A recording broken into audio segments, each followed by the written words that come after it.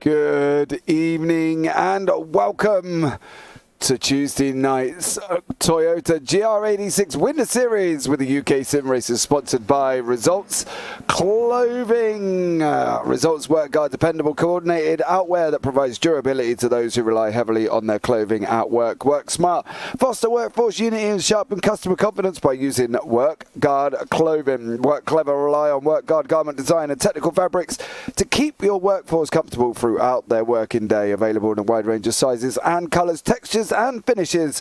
Work guard by Result will enhance the image, credibility and price of any professional tradesman from head to toe. Find us at shop.resultclothing.com. I am James Parfitt and I'm going to be joined in the booth once again by the mighty Daan Pepels, and we are here at Summit Point Raceway, 3.219 kilometres, 2 miles dead on and 10 turns. Track record of a 1:12.24 by Pete Hausmeyer in the Mercury Cougar XR7 in 1989 in the IMSA GTO. There is currently 4 configurations of this circuit. 3 are in use at the moment, and well, I think from that point of view it's going to be absolutely epic. It broke ground in early 1969, opened in late October 1969, and is currently hold the Atlantic Championship amongst many others. So they also did a former 12 hours at the point from 1999 to 2009. So there we go.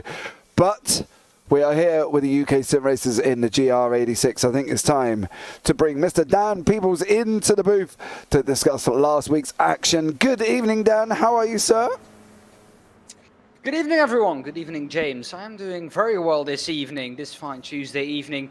And yes, like you said, last week at Snetterton was an incredible evening of racing. Once again, as we're used to here with the UkSimracers. And I'm about to tell you all that went down there in that round. Round 8, of course, it was last time round. And in qualifying, it was Daniel Hunt who took the pole position ahead of Pete Van Gool and James Neve in third. You might have already seen it or heard it. Pete Newman, not in the top 3 in qualifying there.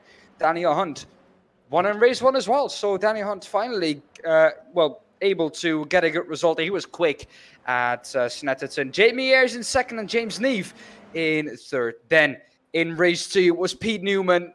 You cannot go around without Pete Newman winning a round, or a race, I should say. And he did it again in race 2. Won ahead of Carl Hardy and Carl Jacqueline in P3. Pete Van Gool won in race 3. Steve Hefford in P2 and Charles Kellerman in P3. Race 4, though, was a prey for Martin Sampson. He won ahead of Pete Newman and Jamie Ayres in third. So all in all, an exciting round at Snetterton there.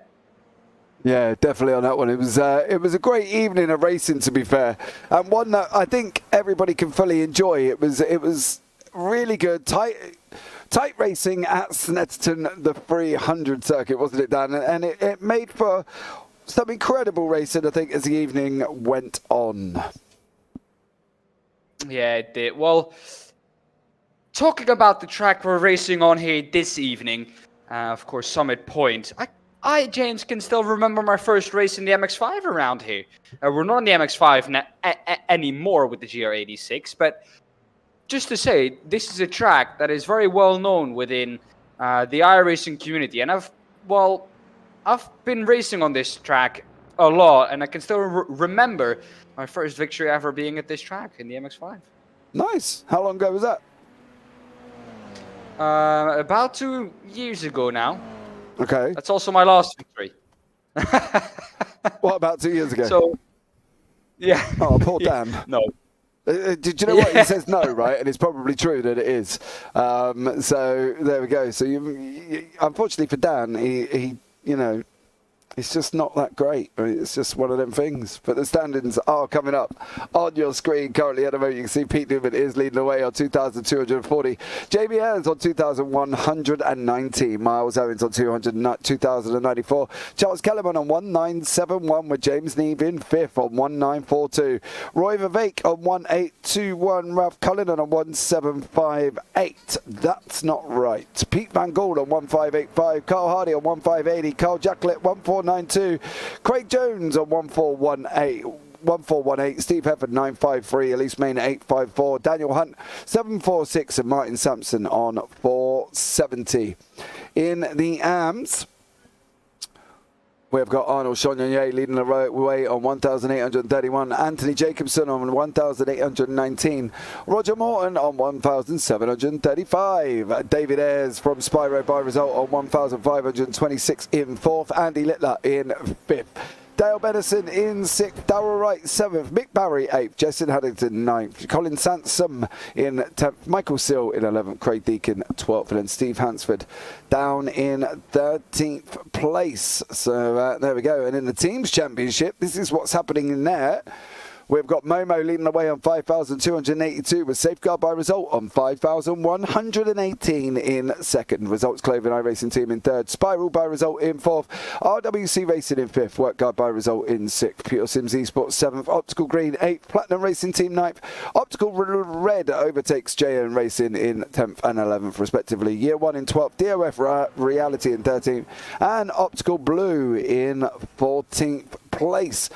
But this is Summit Point, Dan. This is just a different circuit altogether, isn't it? And one that I think these drivers are going to have to try and get used to. It's shorter than others. It's a lot more, can be a lot more slippier. So I'm thinking overall it should be an interesting one. Dan? Yes. Are you? Yeah, I am here. Yeah. Carry on, James. Did you not hear what I said? Yes, I did. This track, I was talking about it. I was saying this track provides with some great overtaking opportunities down to turn 1. And of course, coming out of turn 1, you can lead it all the way through into turn 3, where it gets a bit difficult to go through side by side. Of course, the outside of turn 3, there's a gravel trap there, so you can't go too wide.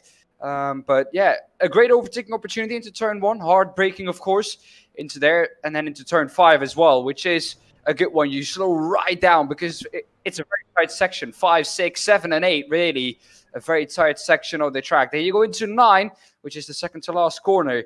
You have a little bit of a straight back to 10 before you get on to the start-finish straight again. So a lot of overtaking opportunities here, but it is definitely a track where you're going to have to fight to get it done. Yeah, so what do we think the situation will be then? Where are we looking at the most overtakes here then? Because I think, turn 1 should be a general given, and hopefully that's where they will overtake. But, anything is possible with these guys, and it could be literally anywhere, couldn't it?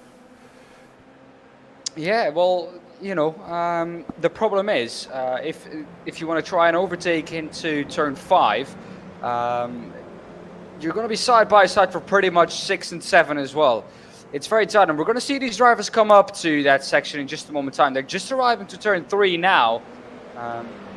You can see trying to hang around the outside there. Not a lot of room for error there. It's a gravel trap and nothing else there. So it's a curb, and then immediately you have a gravel trap. This is 4, and then into 5. You can see what I mean now. They slow right down for this left-hander. And then if you're side by side coming out of here, it's going to be very difficult because 6 is very tight. So is 7. And making it through here side by side is going to be difficult. So I think, like you said, best overtaking opportunity into turn 1.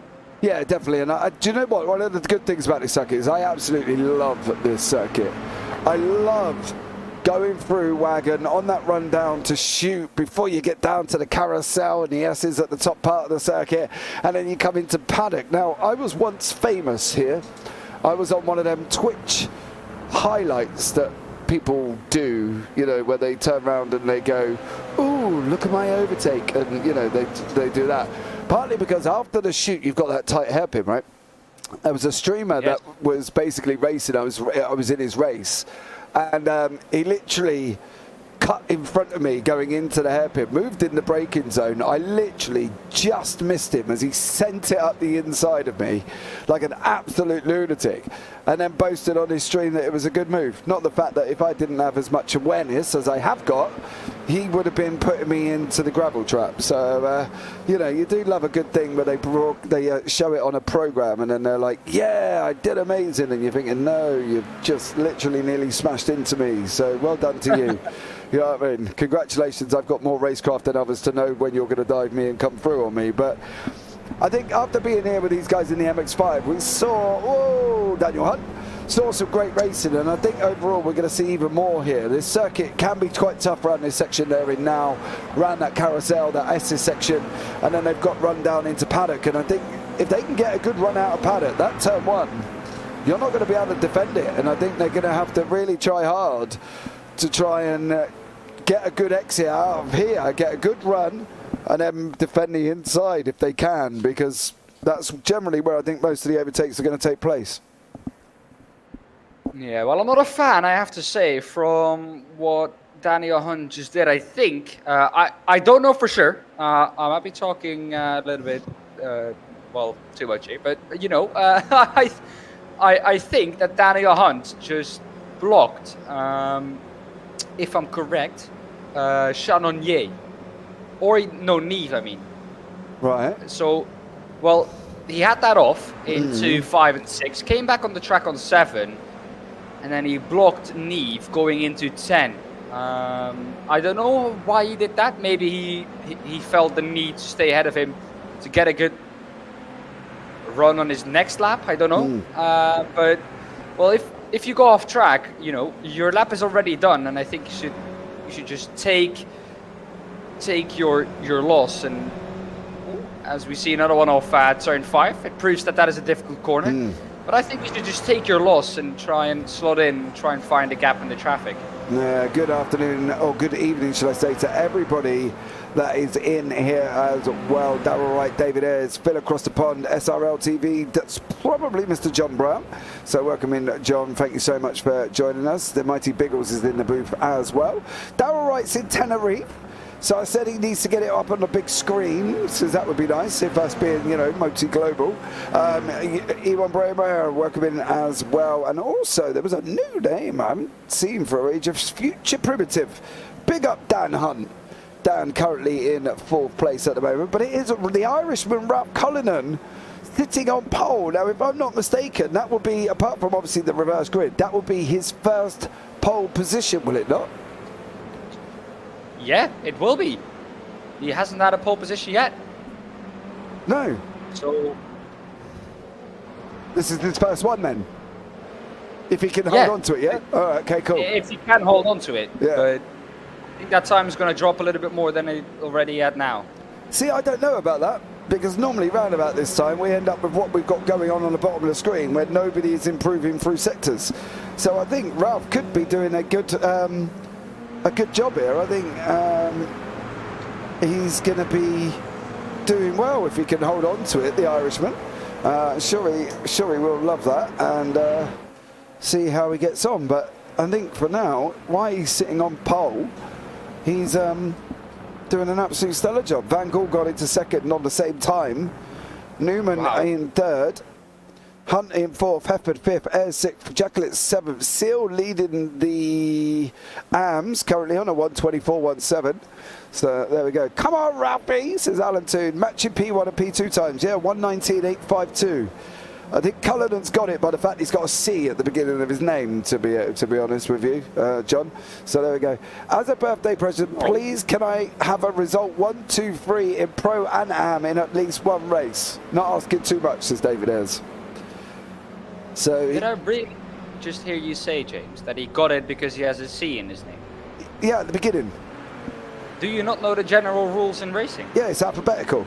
There you go. No, it's not alphabetical. It is alphabetical. It's not alphabetical. Oh, sorry, no. Whoever set their time first then, is that the way you want to do it? Well, same thing. Yes.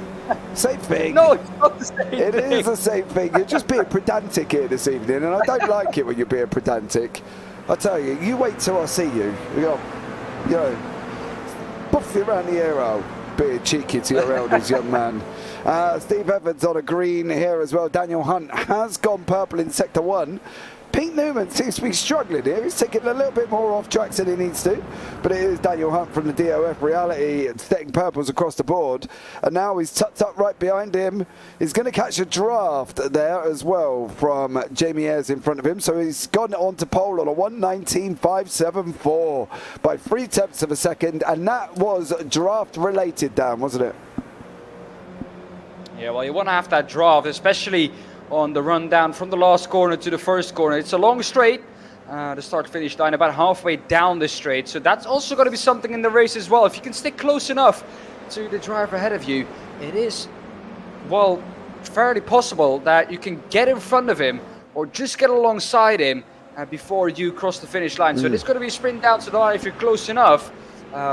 Saying that, though, I think you're going to have to be within a tenth or two in order for you to really make that. And adding to that, you're going to have to get a really good exit out of 10. But you want to have the switch team, of course, from the run to 10 down to 1. The run down from 3 to 4, I don't think as much. But especially the run from 9 to 10 is also a little bit of a straight where you want to have that slipstream.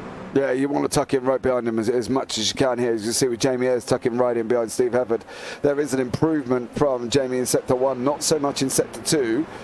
Steve Hefford just moves out the way for these guys in front there, takes a wide line to clear space, but everybody going faster behind him, of course. Releases Jamie Ayres. That's what we'll say that was Steve, rather than a mistake by Steve Hefford. You know, let's give him props and tell him that he just moved out the way. So there we go.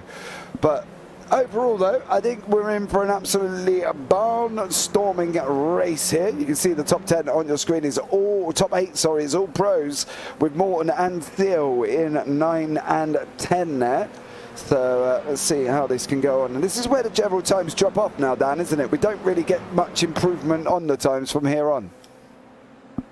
Yeah. Well, it's what we usually see. Let's put it like that, James. Usually in other qualifying sessions, we see the first 10 minutes is really a moment of where the lap times are being set, and after that, you're going to see 1, 2, maybe 3 improvements from some drivers, but not really some significant improvements. You're not going to see anyone jump from the bottom to all the way to the top 4 now. This is generally how the field is going to stack up, but you are going to see some people still move up 2, maybe 3 positions.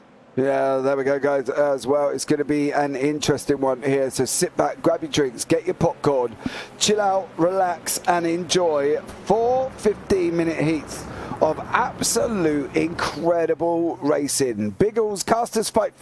No, there's no fighting here. Alan Toon, absolutely. Darryl Wright, hey, Toxic Munchkin. I nearly called you Monkey again. Same but different. Yeah, it is. He's just being pedantic. I think that's one of the things there as well. So, Chris Needham, good luck to RWC boys, Jason and Arnold Channonier. Yep. They are here, is settling in nicely. Craig Jones is injured. Well, Craig, I'm not going to say anything about where or why you possibly could be injured.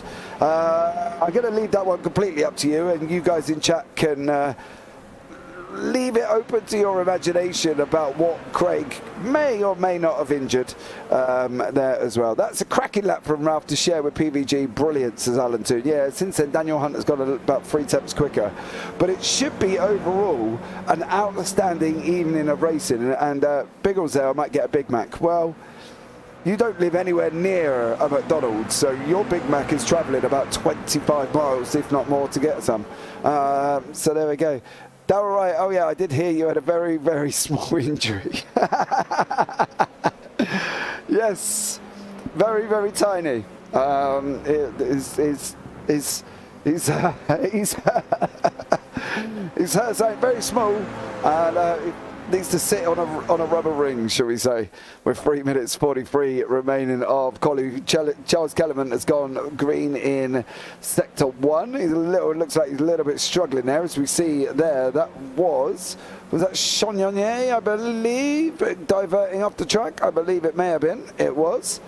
And Charles Kellerman coming across the line then, 1:25.35 in 13th place currently at the moment. So Charles Kellerman sitting back and doing the biz. Hopefully he will get it right all good. Daan, you had to remind me, James. Well, what can I say? I can't help it there, Biggles, as you're so far away from a McDonald's. However, I'd rather you didn't tempt me about a McDonald's, because all of a sudden I'm getting hungry. So watch out for the food puns, and they may be coming thick and fast at the moment. So let's see how we get on. Jason Haddington is not out on track at the moment. Anthony Jacobson returns after sorting out his technical issues from last week. So big up to Anthony there. Welcome. Oh, he's still got tech issues with the pedals at that moment in time, so poor old Anthony Jacobson still needs to sort his pedals out. Miles Owens, a bit of a shocker at the moment, sitting down in 15th place on a 1:20.63. Can't seem to get an improvement, and he was in chat earlier on saying about the fact that obviously he had no speed. So unfortunately for Miles Davis, Miles Davis, that's because I was thinking of the trumpeter, Miles Owens there, he's dropping down the order, so unfortunately for him it's not good. Don't jump around too much, Craig. I don't know if Mr. Jones is going to take to the track, to be honest. I think it's damaged his ego, should we say. But nobody really making differences at the moment. Everybody's really yellow settling in now. I think we could be looking at the starting order of Hunt and Newman on pole and second, and then Cullinan in third. Van Gaal is there as well. So hopefully, with 1:35 on the clock, we should be back in business, and hopefully we may see Ralph Cullinan do well here tonight. I'm feeling it. Is Miles feeling the blues? Yes, he is. He is. He's not done too well. He's put a message in YouTube chat earlier on saying, "Where has my speed gone?" And he seems to be not very easily be able to cope with this one. So as Pete Newman heads down to the pit lane, calling it a day on that one, Andy Littler from the work guard by result. He's running off still down turn one. On that note, Kian says hi. Good evening, Kian. Hope you're well. Oh, Kian, sorry, not Kian, Kian. Sorry, Kian. Good evening, Kian. Hope you're well. Can't get to watch Dad racing this evening because unfortunately it looks like he's pulled a hamstring. So unfortunately for him, he is.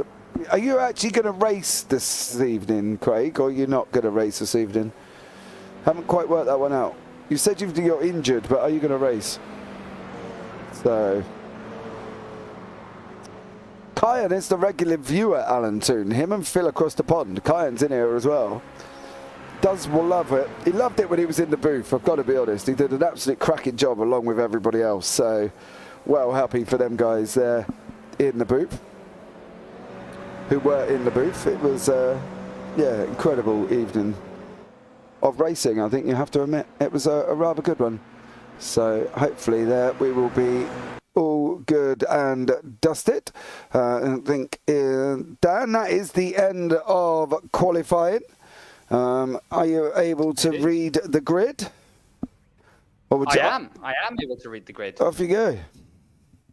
Well, we will have Daniel Hunt in pole position, ahead of Pete Newman in second. Ralph Cullinan with his best ever qualifying result in third. Pete Van Gaal fourth. Carl Jacklett fifth. Jamie Ayres in sixth. Martin Sampson seventh. Steve Hefford in eighth. Ninth. Roger Morton 10th. Michael Seal 11th. James Neef 12th. Aaron Chalonier 13th. We will have Charles Kellyman, Carl Hardy P14, P15, Miles Owen 16, Andy Littler, Mick Barry 17, 18, Colin Sands 19th, Anthony Jacobson 20, Jason Knight, Greg Jones in 21st, and Elise Main in 22nd. 22 car grid here this evening. Should be a good one. Yeah, well, they are. Craig Jones has made it onto track. I'm hoping he'll be all right. There's Daniel Hunt on pole position, ready to go. If the GR86 is at Summit Point this week, be aware I am going to go onto track. Because I do love this car, and I love this combination. This track is awesome. I've got to be honest. I advise everyone not to do the Toyotas this week then. Yes, and if you saw me in my TCR race last night, you fully understand why Dan's saying that. In 3 races, I didn't actually finish one. Well, I did finish, but let's put it this way. I didn't finish in where I should have done, as I was... And then he always tries to blame the other guy. Well, I was involved in incidents in 3 races. So go and have a look back and you'll see what I mean. That's my TCR race from Monday. 3 heats. I didn't manage to complete any of them in a position that I should have been. But there we go. It is what it is. We are just waiting for Mick Barry and Elise Main. They've not got long left. They've got about 10 seconds. I don't know if Elise Main's making this evening. So here we go. Dan Hunt, the lights are coming on now. 1, 2, 3, 4, 5. And we are green, green, green. Daniel Hunt with a big load of wheel spin. But as you know, this is probably one of the best ways to try and get this car moving as these guys start rocketing down into turn 1, racing there. See as Pete Van Gaal is on the lights already. He's trying to follow Daniel Hunt up the inside. Here we go. They all going to make it through cleanly. Everybody free wide currently, Dan, and the only one that's off by the looks of it is this man, Steve Hefford. Well, a clean start apart from Steve Hefford, of course, going half round in turn 1. Managed to catch it and got it going again down the inside a little bit further back. Goes, Jones, I think, on Jacobson. But this is the man at the front. Pete Newman, someone off. Cole Hardy all the way at the back in 21st. That's on the exit of turn 3. And there are multiple people off. Neve, Chardonnay, all involved in it. Yeah, and Seal as well. Yeah, Chardonnay, Seal, Hardy and Neve all involved in that little turn 1 incident, and we can have a quick look back now and see what happened here.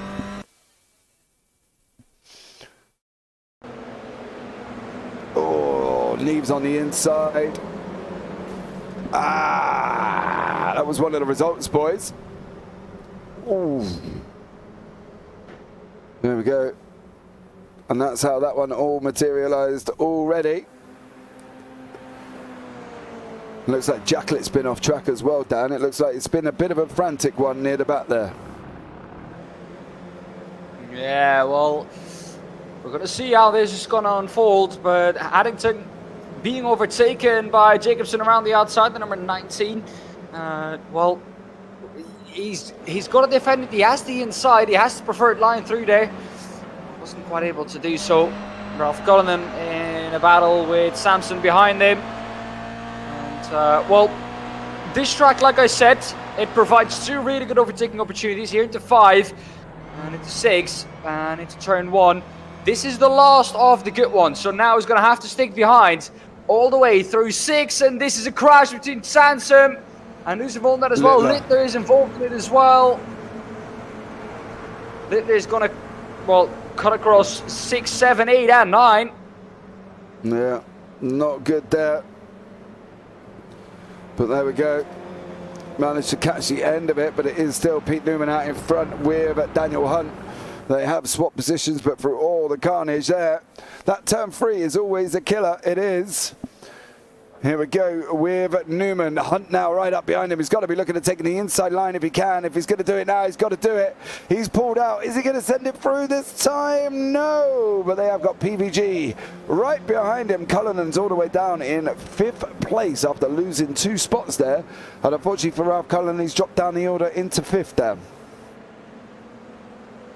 Well, it's not too bad still for Cullinan. This is still a good result.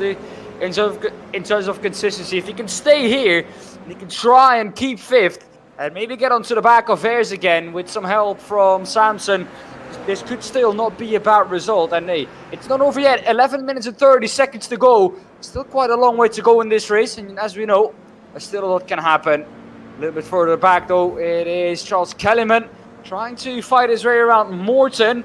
And Morton is the leader in the AM class. Barry is behind him in the AM class. 3.1 seconds back, so quite a comfortable lead there for Roger Morton in the AMs. Yeah, I think overall it's going to be an interesting fight up front here. I think the AMs is practically, as long as Morton can keep it on track, settled, to be honest. Oh, Newman and Hunt running wide there, managing to keep their foot on the gas. Hunt is now trying to take it too wide on the base, on the entry into turn 1. Here we go. Get it. Yeah, Hunt is on the left. Oh, big off in the back. That's Kellerman going off in the grass there. Can Pete Van Gaal, though? That's the thing for PVG. I would have tucked up behind Daniel Hunt, because now PVG's lost the position in the Jamie Ayres, unfortunately, and these 4 having an amazing scrap on that run down into Wagon before they go off down the chute and into turn 4 at the base of the hill. So let's see how these guys pan out and see how it gets on here, Dan. Looks like it's been a bit of a feisty one already, and I think it's going to continue to be that way as the racing goes on, because this track lends itself to this sort of racing, Dan. What I like about this track is the fact that when you go into turn 1 and you try and carry the speed around the outside, maybe if Hunt was able to, or Newman, excuse me, was able to carry it around the outside of Hunt and get and keep it side by side. He has the inside for 3, so he's able to come back, and that is what I like about this track. There's an opportunity almost everywhere, even after 5, to get back into 6 if you can carry it around the outside. So it's never over until it really is over, and well, the driver ahead is really ahead of you. Meanwhile, good avoidance from Kellyman there. Did Kellyman keep it going in a straight line? That's my question. Yes, he did. Did lose some speed with that. You see the momentum you lose, and you see the amount of speed you lose there. It's important in these cars to keep your momentum up. Newman could not overtake Hunt back into turn 1. Oh, was that off? Reversing back onto the track. Not advised at all. That is Michael Seeloff. Still in 7th in the AM class though, but wow, that is not where you want to be. Yeah, them drivers in front did not want to be coming around the corner and seeing Michael Seal almost looking at coming down there. Morton is fighting with Jacobson here in the AMs. Morton car number 92, Jacobson there in the white behind him. Now they've got Craig Jones who's battling away nicely, trying to make the move. Craig, you want to be out? Is he going to be able to do that? I don't think Anthony Jacobson's going to give him any love. He's going to try. This is what I said. You can carry it around the outside here. Not quite able to do it though. If you have the inside here, you're going to have the inside for 8 as well. And it's going to be difficult. Yeah, 2, 7 and 8. 9 is an interesting corner though. Is 9 flat? I don't think it quite is. No, I was picking up Martin Sampson and I just saw Carl Jacklin going off track behind him. There's no movement on the front 4. They are still as they are. Sampson's looking at pulling out on Cullinan. Looks he's sticking his nose out. Just let him know he's still here. Morton's trying to get past Jason Haddington here. Morton on the inside. He's got that inside line into 1 as well. Craig Jones is trying to make the move on Jason Haddington. Anthony Jacobson, sorry. And it is Jason Haddington behind him. Roger Morton on the inside. Morton should wrap this one up. And there we go. Morton back into 13th overall. 2nd in class down. And hopefully Craig Jones should make it past Anthony Jacobson here. Depends on how much he's given. Yes, given enough room and he makes it through. But we're going to go back up to the top 3. Top 4 fighting it away here as they go round the carousel and off through the S's. Daniel Hunt still leading the way here. Of course, that important overtake on Newman into turn 1. Just about 3-4 minutes ago now. We've had a couple of laps. Newman not quite able to try something on Hunt, but if he can keep this close, coming out of the last corner, with Hunt having no slipstream at all, this could be an opportunity. Hunt goes wide. This is the opportunity for Newman now to get him back. Hunt loses some momentum coming out of the last corner. If Newman can't do it now, I don't know when he's going to be able to do it, because with the momentum loss that Hunt had, and the advantage of the slipstream, Newman is going to try and carry it around the outside. If he can keep it here, he has the inside for turn 3. He's going to be able to already get past on the exit here of turn 1. Jamie Ayres is going to try and get something off this as well. They're going to go 3 wide into turn 3. Newman has it. It is Ayres now trying to carry it around the outside of Hunt. And he gets the switch back done. That's a beautiful move from Ayres. It definitely did. Got that, hit the brake, pulled the car in and tucked in behind, in front of Daniel Hunt there as well. Hunt now down 2 places from the lead. But this little battle in the middle is looking quite tasty here. Anthony Jacobson, Roger Morton, Craig Jones and Jason Haddington. These guys have been battling away as the race has gone on. Craig Jones is chasing down Morton with Jacobson in front. So we've got 3 results cars there, and the RWC of Jason Haddington behind him. But Jamie Ayres is another one who looks like he's under attack from Daniel Hunt currently at the moment. Here we go. Hunt's got to get that run down into turn 1. Is he going to be able to make it? He slots in nicely from Jamie Ayres. Oh, there, that's how close we are. We're going to go inside of the GR86. He's pulling Pete Van Gaal. There's got to be contact. PVG's, they've pushed Daniel Hunt out. Can he run that round the outside? There's going to be a tough ask with PVG on the inside as well. But Daniel Hunt taking it. He's going to have the inside line down for the wagon. He's going to get it if he can keep it up the inside. He's going to push Ayres wide. Ayres is going to once again try to switch back on Hunter. Both almost deep. Hunt, I think, has to give this position to Ayres. Ran off track. Is not going to do so, though. He's now going to have to defend the inside into 5. Coming into the last 5 minutes, this is stellar racing from this group, as Jamie Ayres is all of a sudden gone. No, I think he's still on track. I think he's just flicked about. There he is. There he is. He's still there. Unfortunately, he just kind of disappeared there, but it is Hunt and there with Ayres. As these guys are moving on nicely now, they're doing an absolutely stellar job this evening. The racing is what we expected, Dan. Tight and close here as they come round the last corner. On lap 8 with 4 minutes remaining of this 15-minute heat before we go into heat 2. There's still this battle here. Look at this. Anthony Jacobson, Carl Jacklett is now involved. Craig Jones, Roger Morton and Jason Haddington. Jacklett went off track and that's why he's found himself down in the middle there. I wonder what that rejoin was like though, because he looks like he's slotted in the middle of a car. Oh, that's... No. Oh, no. That was already gone before he went to the apex at third 3. That was very early on in the corner. Yeah, there's a lot of people liking joining that gravel at the moment, and I think that's one of the things they're going to have to be careful. Van Gogh and Ayres making their way off down the chute here before they come into turn 5. Honda's had a problem. Down into P5. He's been off track. I'm probably guessing he may have gone off track at turn 3, Dan, or turn 2 after the wagon, to be honest, because it looks like he's now dropped down the order. He's trying to slide that car around, but this is what happened to Daniel Hunt. Ooh, turn 1. Turn 1 too deep. Too deep. He's got to go too deep. Yep. Oh no, he spins it. No, he didn't spin it. He did go in deep. Not quite. Not quite. Near enough. So it is left Ayres and PVG. Hunt in now down in 6th, fighting with Martin Sampson. And then Mick Barry down in 9th. Is also battling away with Charles Kellerman here. But let's see how Sampson gets on defending, whether or not he's going to defend this hard from Daniel Hunt. Didn't really look at making that defensive move there, Dan, really. I think Hunt is probably trying to get that. Sampson's trying to come back around the outside admirably as he is. Is he going to have the inside for Wagon?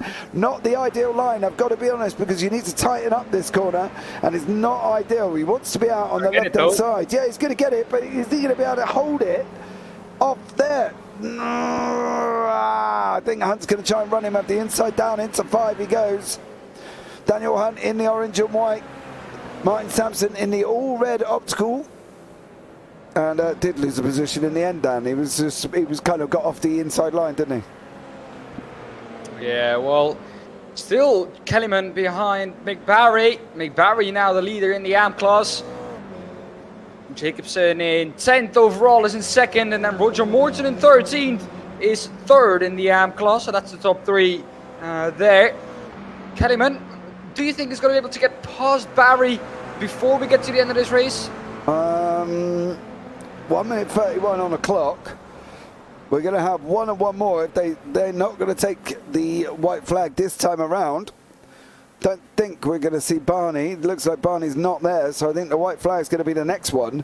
It'll be an interesting one to see, to be fair, Dan, because I think from PBG's situation, he's got to look at getting past Jamie Ayres. I don't know if he can do it.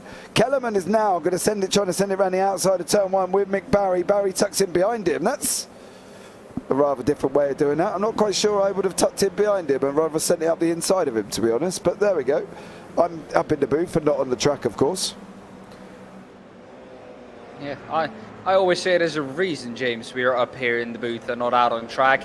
If we were good enough to race alongside these guys and be able to fight with them, I think we both would choose to be out there. Well, you see me drive a TCR, you probably want to be off the track at the same point that I get on it, to be honest.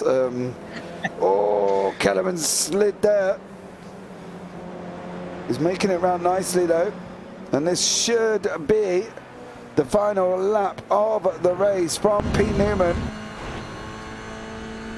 Barney's still not waving, but I believe he is. There he is on the right hand side. He was in the wooden hut this time. Barney didn't have a night off, but PVG is going to try and take the inside from Jamie Ayres on the final lap of the race. Is Ayres going to run him around the outside? Dan, do you reckon he can hold it long enough? I don't think he can. Pete van Gool has the inside line and the outside line covered at once, but now the exit is going to be better for Ayres. He's going to try and look and running around the outside of 3. I don't think he's going to be able to do that. He's going to have Van Gool tighten up the entry to this corner, but knowing Van Gool, he's probably going to be good. No, he's not. He's going to run really wide, but that is going to give him the exit he needs. A lot of people exploiting the track limits there, it seems like, at turn 3. Yeah. Do you know the weirdest thing is, though? What PVG is doing is not showing up as an off-track. Well, he's definitely gone off track. I know. We can see that with our eyes. So. I know. I don't know why. It's not showing up as an off-track. So I'm wondering what the situation is for that, if it's in an official that's allowed as well. Because if it is, then... hell, I'm hurling it across the gravel coming out of wagon. But here we go. Pete Newman is going to be your winner in race 1.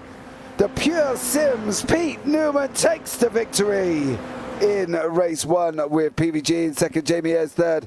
Ralph Cullinan, an incredible, admirable fourth there. And well done to Newman. And, you know, stellar racing from all of them as per normal. Jamie Ayres is... no, that was PVG. No, it wasn't. It was Jamie Ayres. Not sure where Jamie's going. Mick Barry. Kellerman just got Barry on the line. Further back, we've got this little battle with Morton, Jones, Hardy, Haddington. Miles is on his own. Oh, we've got a flyer. No, we didn't have a flyer. Oh, Craig Jones. How rude. Guessing he wasn't happy. And then Colin Sanson coming across the line with no bonnet on the car. James Neve also looking like he doesn't have a bonnet. And then Steve Hefford towards the back looks like he's got half a bonnet. So all in all, everybody did really well. But the results are in. There you go, Dan, the results from race 1.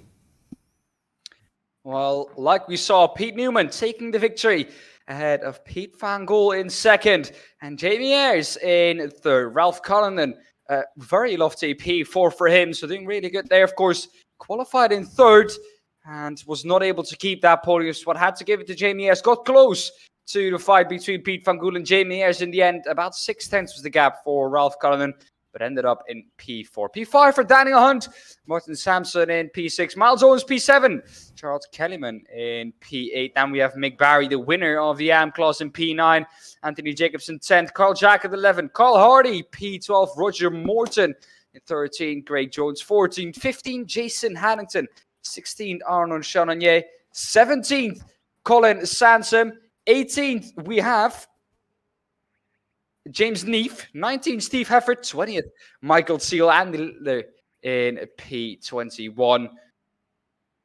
A good race so far, or a good round so far, I would say. Yeah, definitely. I think one of the things I do want to look at here for David Ayres, results claiming 1, 2, 3 in the AMs. So you got half, you got 50% of your wish. David, you just didn't get the 1, 2, 3 in the pros because they clearly weren't as quick as the AMs, but they got your 1, 2, 3 in the AMs there for the results, boys. So well done to them. So we are going now into a brief warm-up. Not quite sure most people need to do a warm-up. We do have 3 minutes and 15 seconds remaining. But hopefully, if race 2's as good as that, Dan, it's going to be incredible. Yeah, well, we've seen some good action in the first race. Also, a lot of people finding turn 3 really difficult. I told you that when at the start of this broadcast, where I said turn 3, look at it because it is going to be an action point and not for the good reasons. Because it's not a corner that you can run through side by side, but it is a corner that is very easy to get wrong. And if you get it wrong, when you get it wheel on the gravel and you're not pointing in a straight line, you are just going to go off. And so a lot of people did, and I'm interested to see if we can get turn 3 right in the first lap, because that's usually the breaking point. If you get clean through turn 1 and 2, turn 3 is usually the breaking point, because a lot of people are side by side after the start. And, well, we've seen it a couple of times now, James. You can not run through turn 3 side by side without giving each other a lot of respect. Yeah, definitely. I think turn 3 is just, well, if you do it, you're brave. If you make it, well, say thank you, because unbelievable there as well. People call this a something, but I can tell you now, it's amazing how much you use down there to drive. Maybe that's why I'm not doing very well. Poor Craig Jones. Seems to be not having a good one currently at the moment, is Craig. So unfortunately for him, with a 1 minute day on the clock, I think there might be a... maybe we get some ice delivered. So there we go. Maybe get ice delivered to Craig Jones, please. Can we get some ice to Craig Jones? That would be great. I've already ordered it. It should be there by tomorrow morning. Well, I'm not quite sure how that's going to help him, to be fair. But, you know, see what happens. Oh, Craig Jones, you poor little mate. We've got a minute left of warm-up. Of course, it was Craig that did the Big Dreams Little Voices as the other organiser as well. So really, I should be thanking him for how well he did on that. He did a stellar job throughout that event. So big props to Craig for that one. However, we are back to weekly racing, and we're not doing the Big Dreams Little Voices anymore. And you know, James, I can give him grief. If the GR86 racing won't succeed for Craig Jones, you can always try and pursue a career up in the booth with us. He can do. He did very well, didn't he? Yeah. He was worried about being in the booth, and he did. I think he did an absolutely amazing job. So props to Craig. If it doesn't work out being a sim racer, Craig, at this current state of your life, at this current moment, with your current ice cubes, come and join us in the booth, mate. Come and have a chat with us. We can always do with, I would say, some expert knowledge for the rest of the evening, but you know, you'll do if not. Hey, Martin Sampson, stellar job from him. So there we go. Right, let's wait for the grid to pop up for the next race. £2.50 and 2 packets of Haribo. Deal. I'll even throw in a fruit shoot and a pack of Monster Munch, Craig Jones. So there we go. And add some ice cubes to that as well. Yeah, and some ice cubes, yeah. Right, here is the grid, Dan. They're getting on fast. Off you go. Charles Kellyman will start this race from pole position. It's an inverted top 8, so reversed top 8. Miles Owens in second. Martin Sampson third. Danny on P4. Ralph Cullen in P5, Jamie Ayers P6, Pete van Gool P7, Pete Newman in P8, Mick Barry P9, Anthony Jacobson P10, Cole Jackler P11, P12 Cole Hardy, 13 Roger Morton, 14 Craig Jones, 15 Jason Adams, 16 Arnold Chalonier, Colin Sansom, P17 James Neef P18, Steve Heffer P19, Michael Seal P20, Andy Liller P21, and Elise Main in P22. Yeah, I don't think Elise Main is making it, unfortunately. I don't think this has been on track. There's Miles Owens flashing his lights, saying hello to us. Good evening, Miles. Hope you are well. Let's see how we get on here as we are going to run down into turn 1. The lights are on. 4 lights. Jump start. 5 lights. Lots of jump starts by the looks of it. I don't think he was the only one. I think there was a couple of people who also jump-started there, and these guys go racing down into turn 1, and here's Miles Owens in first place, Martin Sampson in second, Charles Kellerman third, Pete van Gool in fourth, and Jamie Ayres settling down in fifth as these guys come racing down towards us now. Michael Seal, they're 3 wide in the middle of the pack. How is this going to work out for the RWCs? Whoa, contact, Andy Littler, I believe that was, and possibly Colin Sampson and Steve Hefford. So I think they've got some sorted out to do as well, Dan. Well, that was not the cleanest start there in turn 1. Through turn 3 now. We seem to all get through there cleanly. Miles Owens, though, up into P1. But I want to talk about Ralph Cullen there. Don't know if you can get... There was crunching in the background. Someone crashed into turn 5. But, do we know yeah, I've got Carl Hardy jumping straight back to the pit, so I'm possibly going to look at him as Carl. It could be, but I want to talk about Ralph Cullen and his start. He seems to be rolling well, very early on, and seems to be rolling at about 2-3 kilometers an hour from his starting spot. But that is enough to give you a jump start because you're already rolling. And you, of course, have to be stationary until the lights go out, and he definitely wasn't. Samson, though, in second. Hunt already alongside him. Hunt, of course, was, well, a little bit further down the order after that little mistake he did into turn one. Almost contact between Samson and Hunt. He's going to go for the double overtake in the straight. He's going to try and overtake Miles Owens as well. Miles Owens is going to run it very tight. And there we go. That's Daniel Hunt up into P1. Yeah, in the span of what? It's straight in the corner. Yeah, that was absolutely a stellar move around the outside. Martin Sampson's looking at coming on the inside as well. Miles Owens, unfortunately, is going down faster than Bambi on ice. I'll tell you that much. He's slipping down the order. He's currently in third, and he's under pressure from Jamie Ayres. Could be another one he's going to be plummeting down the order for as well, as they're coming down into the hairpin. Tough braking zone here. Miles Owens has got to be careful. He's got to be careful. He's running a little bit deep. Is that going to allow Ayres to come through behind him? It isn't as of yet, and we've got literally all the cars within this short space of area here and separated by no more than about 3 seconds from the front to literally Anthony Jacobson down in 10th there. So very tight, packed pack of cars this evening. Well, what I don't like about this reverse top 8 is that it doesn't really reverse a lot of the grid, and we might see Ayres going for a move here on Owens, but of course it's randomly decided this reverse grid by, I don't know, I think they spin and wheel and they just decide by wherever the wheel lands on what reverse grid we'll get. Miles Owens around the outside is going to have to carry it. Ayres is not going to give this one up without a fight. He's going to push him wide. That's going to allow Pete van Gool to also come through. Miles Owens, though, gets a good exit out of turn 1. It's not going to come back into turn 2 and 3. He has the inside for 3. This has got to be done nicely. Going to get this. He's going to hold it. He's going to be able to hold it. Yes, he is, I think. Yes, he is. He's going to hold on to P3 here. Yeah, Hunt obviously taking more of the track limits again as well. Oh, that looked like there was contact. Owens is going to struggle to stop that car. Oh, he stamped on the brake, got it stopped. Newman up 2. Don't forget, it was a top 8 reverse. So Newman is up 2 places. There's another battle down in the AMS at the moment with Roger Morton, Michael Seal, Barry, Jacobs, Chagnon. But it is Morton under attack from Seal, who's got Craig Jones behind him, who's got Steve Hepburn behind that, and James Need behind that. So 2 very quick drivers mixing it up in the AMS here, and they must have had some awful luck that's got them down there. Of course, Steve was involved in the incident at the beginning. There is Morton. Where is Michael Seal going? Seal's into the pits as well. And I can tell you, in a 15-minute sprint race, going into the pits is not what you want to be doing. No. You're going to get that back.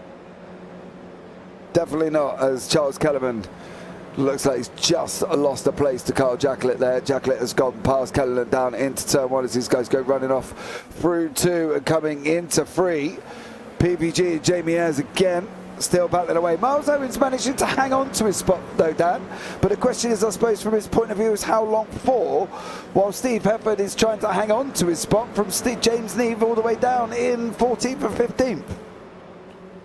The longer Miles Owens can hang on to that 3rd place, the bigger his chances become. But saying that, Miles Owens runs wide into turn 5, and all his chances of getting a top 3 immediately slip out of his hands. And well, that's not what you want to be doing there in turn 5. That's going to give him a lot of time loss. Neve also running into the back of Miles Owens, coming out of 6. I don't know what Neve was quite doing there, but I think he misjudged the speed that Miles Owens was going at. Roger Morton has run himself into a bit of trouble. He's going to have to reverse on the track. He's behind the tire barrier. Lucky to be able to keep going, because usually when you go off there and you go off too far, you usually end up in a black hole. Yeah, it just kicks you back normally, doesn't it? Owens here coming into 5. Just looks like, what's that? Oh, hold on a minute. Was the contact? Yeah, that's what I'm wondering there. On the nose of Jamie Ayres. Yes, Contact. There was contact. So that's why he went off, and then Roger Morton taking obviously a little bit of a diverted line. Coming off around the carousel as he goes in through the S's. Does he just catch the curb on the end, on the exit of the S's though? He does. And that unfortunately has put him off as well, but they're still fighting away in the middle of the order. Owens trying to catch on to the back of Jones. Hefford's up places. Dan Hunt is out in front, but he has got Martin Sampson keeping him honest. Sampson looks quick here this evening. He looks like he's doing a stellar job. Yeah, in that number 80, of course. Optical red, and well, Hunt is under pressure from Sampson. He's not going to be able to make the move into 10. Not quite an overtaking opportunity. If you run side by side here, one of the two is going to run wide into that gravel. You've seen it a couple of times here. And, well, Sampson doesn't quite fancy that. Neve now gets past Owens as well. My question is that rear end damage hampering Owens just a little bit through the corners and maybe on the straight as well? Usually these cars not quite, well, they don't quite react to a lot of damage. Speed usually doesn't drop too much if you have a little bit of damage. Owens going to try and make his way up the inside of Neve again. And, well, he's going to be running it up the inside, but it's going to be difficult to run around the outside of 3 though. Yeah, do you know what? It always worries me being on that left-hand side of 3, and it scares me even more being on the outside, to be honest, with the amount of people that drift wide there. Pete Newman's under attack from Jacqueline. Jacqueline's got the inside, got the hairpin. Is he going to be able to make it work? Oh, Jacqueline's got to slide on as well. That one little gap he had, gone, Dan, gone. Pete Newman goes through, says, no, you've made a mistake, it's now mine. Well, you held on for quite long. So, not bad. Here we see Anthony Jacobson off into turn 5 as well. Seems to be a tricky corner, that turn 5. Turning, of course, just before you get to the braking zone. So, quite a tricky turn, that one, turning out to be here this evening. Yeah, the problem with that is that downhill braking as you come round the corner, you almost want to go round the corner full flat and then hit the brake. The problem is you've only got to be a metre past where you need to be broken, and literally you just go off, and that's it, unfortunately. Roger lost 20p over there earlier, I think he was looking for it. Toxic Moach Kid says he was off for a burger, though, Dan. Roger Morton being off that other side of the tyre barrier, but Jason Haddington, Miles Owens, Colin Sampson, I think Colin I can never get his name right. Colin Sansom. Yeah. It's just an unusual letter combination to have together. Normally you have Colin Sampson or Colin Sampson, MMM, not MNN. Eminem, Eminem and Eminem. Da, da, da, da, da. And Eminem. Da, da, da, da. Sorry, couldn't resist. You might get copyrighted, James, here. Well, maybe. I couldn't resist that bit. So there we go. Because it goes that, well, it? He goes da, da, da, da, da, da, da, da. Anyway, sorry. I agree, James. I completely agree with what you said. What I also agree with is that Daniel Hunt is out in front still, being kept honest by, well, Sampson. So, there you go. Da, da, da, da, da. Sorry. According to James, the right way you spell the name. Yeah, I think so. I don't know. I don't know if it is the right name or not, but to be honest, it could be. You know, we've got Hefford and Barry. I know how to spell them. Of course, Barry being my favourite driver in Interlagos at this very moment, against this very driver, of course. So, you know, there we go. Mick Barry going to be running. I don't know if he's going to be able to get around that outside line, Dan. I've got to be honest. I think Steve's going to carry too much speed in, and Mick does slot in behind him. But there we go. So over and done with that. Good evening, James, says Gregory. Good evening. Thank you so much. Looking forward to Alton Park on Friday. That should be an exciting one. I love Alton Park, especially in the Radical SR10. Because that's where they are, Dan, by the way, the Radical Sim Racing. Yeah, I knew that. Don't forget, guys, we do have the BSC coming up after this as well. NASCAR, no, not after this, around about 12:45 in the morning. We are at Nashville Super Speedway, so be aware that should be an absolute again. Don't sing that. Scary Mary hates the song with a passion. You'll get me banned from iRacing, says David Ayres. Oh. Sorry, David. But there we go. Jason Haddington sitting there just at the corner of the carousel. That's never good for Jason Haddington. Charles Kellerman has been off. Miles has been off again. Miles looks like he's had a big off because he's got no bonnet again on that car. So unfortunately for Owens, Was that involving Haddington? No, he was already sideways, and Haddington tried to divert. Oh, ouch. Yeah. Nose deep into a tyre wall. That's never good. But we've got Daniel Hunt out in front with Sampson. It looks like this track is causing a little bit of problems as the race goes on, Dan. You're finding that most of the people seem to be having more and more issues, especially out of tricky corners and going out of turn 3 and coming into turn 5, to be fair. It is a difficult track. It's not an easy one. No room for error here on this track. You can see it everywhere around the track. There's either grass or there's a gravel trap. The only runoff you really have is, I think, in the last corner. There's a little bit of an asphalt strip beyond the curb, but that's really the only runoff you have on this track. So not a lot. So every mistake you make, you're gonna have to pay for it by either being slowed down on the grass or just not being able to hold it on the grass. Oh, Sonyon, yeah, he should have took the outside line. Hepford's got a natural run there. That was silly. Silly. Gave away that inside line. Newman's looking and taking the inside away from Jamie Ayres. Is Ayres going to be able to send it through? Jacquelette's up into up 7 places into 4th there. So good job from Jacquelette. Cullinan's trying to come back through the order. He's battling away with a very half GR86 of Miles Owens as Carl Jacquelette comes through. It is the launch of the GR86 fun race this Friday for the SRL, so come along to that. That should be absolutely amazing. Unfortunately, John has banned me from driving it.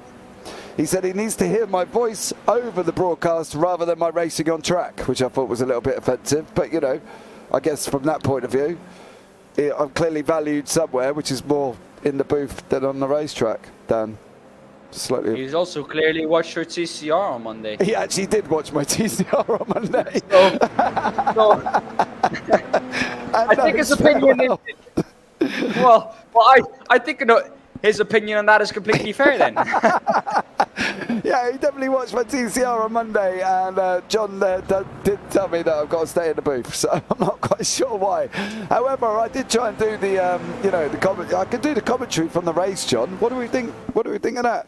As Daniel Hunt has got one more lap. He cleared it just in time, but Martin Sampson's keeping him honest here, and I love the fact that Martin is loving this track at the moment.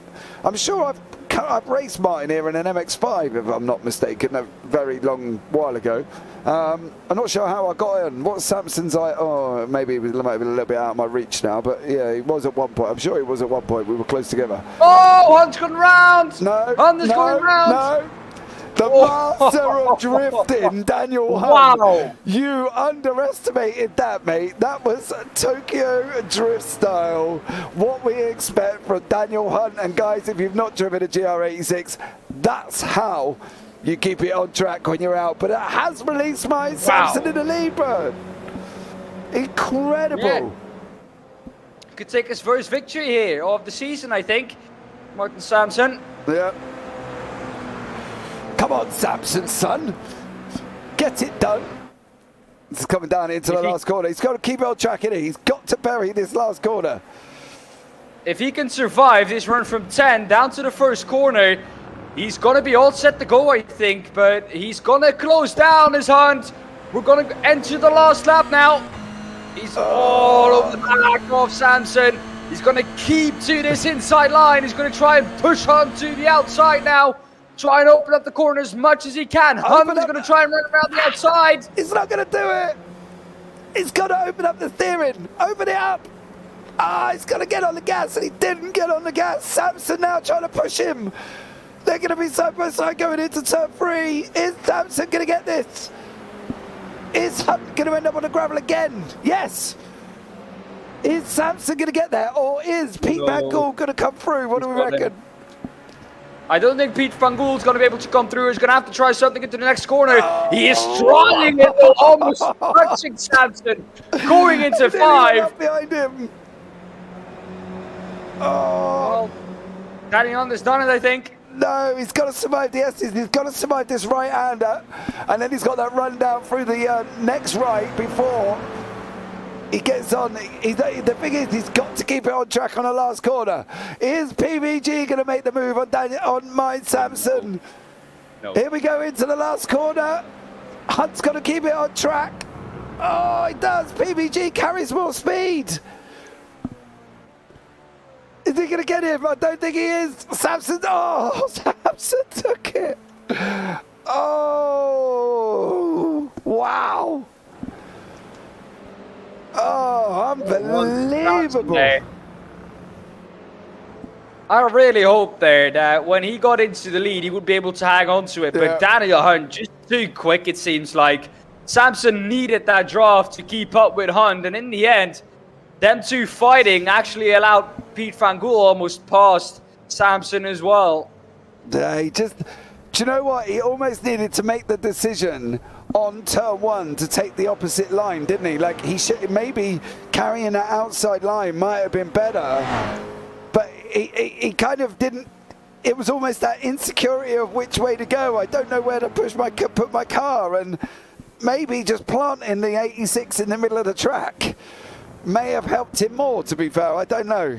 What an absolute epic race there as well. And John did agree with me. He said, oh yeah, I definitely did. Asked me to stay in the booth rather than on track. Rude. I feel so offended. But there we go, guys. That brings us up to the end of race 2. And I think you've got to admit, that was just unbelievable. But Dan, results are on your screen. Hold on, let's bring up the overalls for you there. There you go. Off you go. That's it. Daniel Hunt wins this one instead of going too deep into turn 1 this time. He actually got it. Once again, a little bit of a mistake from Dan Hunt. So under pressure, he sometimes does prove that he is human. But Daniel Hunt, a great victory from him. Past Martin Sampson in turn 1, going into the last lap. Pete Van Gool in P3, Carl Jacqueline P4, Pete Newman in P5, 6 is Jamie Ayres, 7 Charles Kellerman and Steve Hefford in P8. Then the first of the AM drivers in P9 on Challenger, out of Colin Sampson in P2 in the AM class in P10 overall. James Neve in P11, P12 and P3 in the AM class. Mick Barry, P13, Anthony Jacobson. Craig Jones in P14, P15 for Ralph Cullinan, 16 for Drew Morton, 17 Michael Seal, 18th Jason Haddington, 19 Miles Owens, 20th Andy Littler, 21st Carl Hardy, and Elise Main, once again not out there on track, in 22nd. Right, guys, that is us done for race 2. We are going to have to change sessions into race 3. We go. Craig Jones has confessed that's it. He's finished. He's going to watch the end on the JBB YouTube channel. Don't forget as well, guys, you can subscribe, turn on the bells, give the video a big old thumbs up, because you're not going to want to miss any more of the UK Sim Racers here this evening. And all that's left for me to say now, guys, is we'll see you shortly after this short.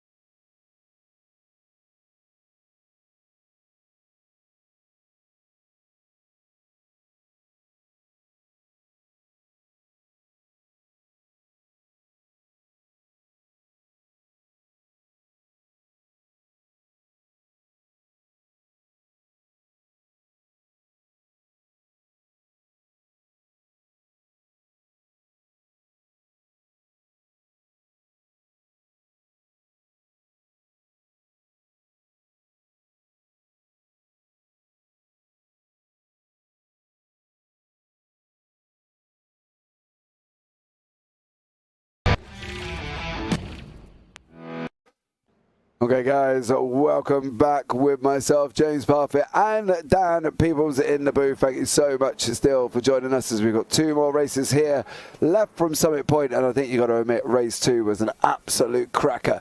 Now, I do want to point out that on the BRB screen there is a spelling mistake, right?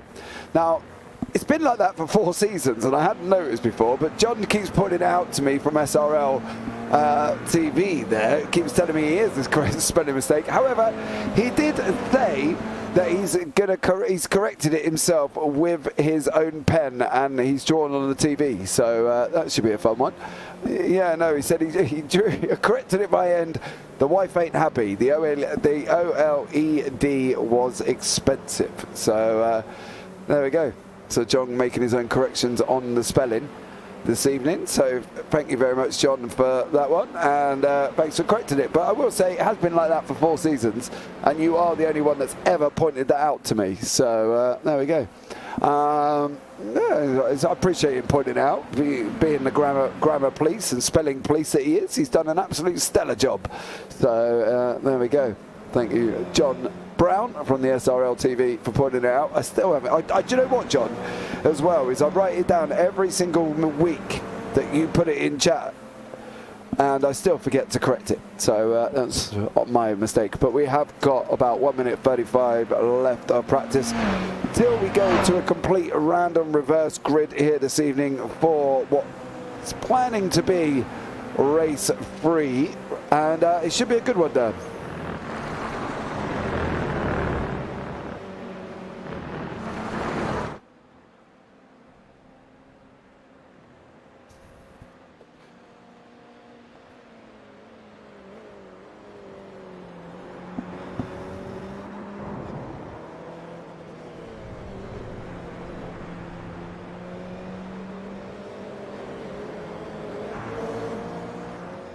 Onto grass, and we know the grass in iRacing, it doesn't quite provide you with the most amount of grip. No, there's no grass on iRacing. Thank you for pointing that out, guys. You should be able to hear Dan now. He is back with us, so thank you, Dan, for rejoining. Did you mute me again? No, there was just a slight mistake when I pressed it on the stream deck. It didn't quite work as it should have done. So there we go. But yeah, Dan has his mic muted. Mic muted. So there we go. But we should be good to go now, and you should be able to hear him quite happily here this evening. Don't forget, guys, if you are here, subscribe, turn on the bells, give the video a big old thumbs up, and you can watch the BSC NASCAR live from Nashville Super Speedway at 12:45 in the morning, if you are still awake, of course. But it should be an absolutely stellar one. So as we come to the end of practice, we will wait for the cars to get onto the grid, ready to go for race 3. So be prepared. It's going to be a quick speed read, because they do get on very, very quickly here this evening. We'll just wait for them to shuffle about. And Dan, off we go. You do not have long. Go. James Neve, P1, Colin Sanson, P2, 3rd, Anthony Jacobson, 4th, Mick Barry, 5th, Honest Challenger, 6th, Steve Hefford, Charles Kellerman, P7, Mal Jones, P8, Carl Jacklin, P9, Ralph Cullen, P10, Jamie Ayres, P11, 12th, Martin Sampson, 13th, Pete Van Gool, Daniel Hunt, P14, 15th, Pete Newman, 16th, Carl Hardy, 17th, Roger Moore, 18th, Jason Harrington, Michael Seal, P19, Andy Littler, P20. There we go. 20 cars on track this evening, ready to go for what plans to be an absolutely epic race 3. So be prepared. My tribute to hello. Maybe. Right, here we go. We're not pole position. Colin Sanson is in 2nd. Here we go now. They get away off the line. James Neve does get away cleanly. All the cars rush down into turn 1. Neve hugs that inside line. Coming into turn 1. Colin Sanson trying to come in as well. He's not going to be able to get in that way. He's got to go settle in behind Anthony Jacobson and Arnold Chagnon. Are they going to be all making this through cleanly? All is contact at the back. Daniel Hunt and Pete Newman. But everybody at the moment making it through turns 1 and 2. Are they all going to get through 3? That's going to be the question. Chagnon trying to make the move on the inside of Colin Sanson for 3rd place. He does manage to. A few people going off track. There's a lot of people going off track. Let's just put it that way. I think everybody took advantage, and there is Pete Newman at at the back of the field. Looks like he was the loser of that.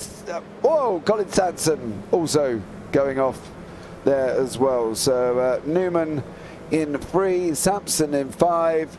Hefford's battling away with Jacklett. Can they hold on as well, Dan? Not, well, I would say clean start, but Newman off in turn 3 and Sampson off turn 5. Like I said, 3 and 5, the most difficult corners, but that's a big crash at the front of the field. A lot of people are off the track, a big bunch up behind, but that was coming out of the SS section, and that was not where you usually see the crashes. We thought that we were through the most tricky section of the track, which is 5, 6, and 7.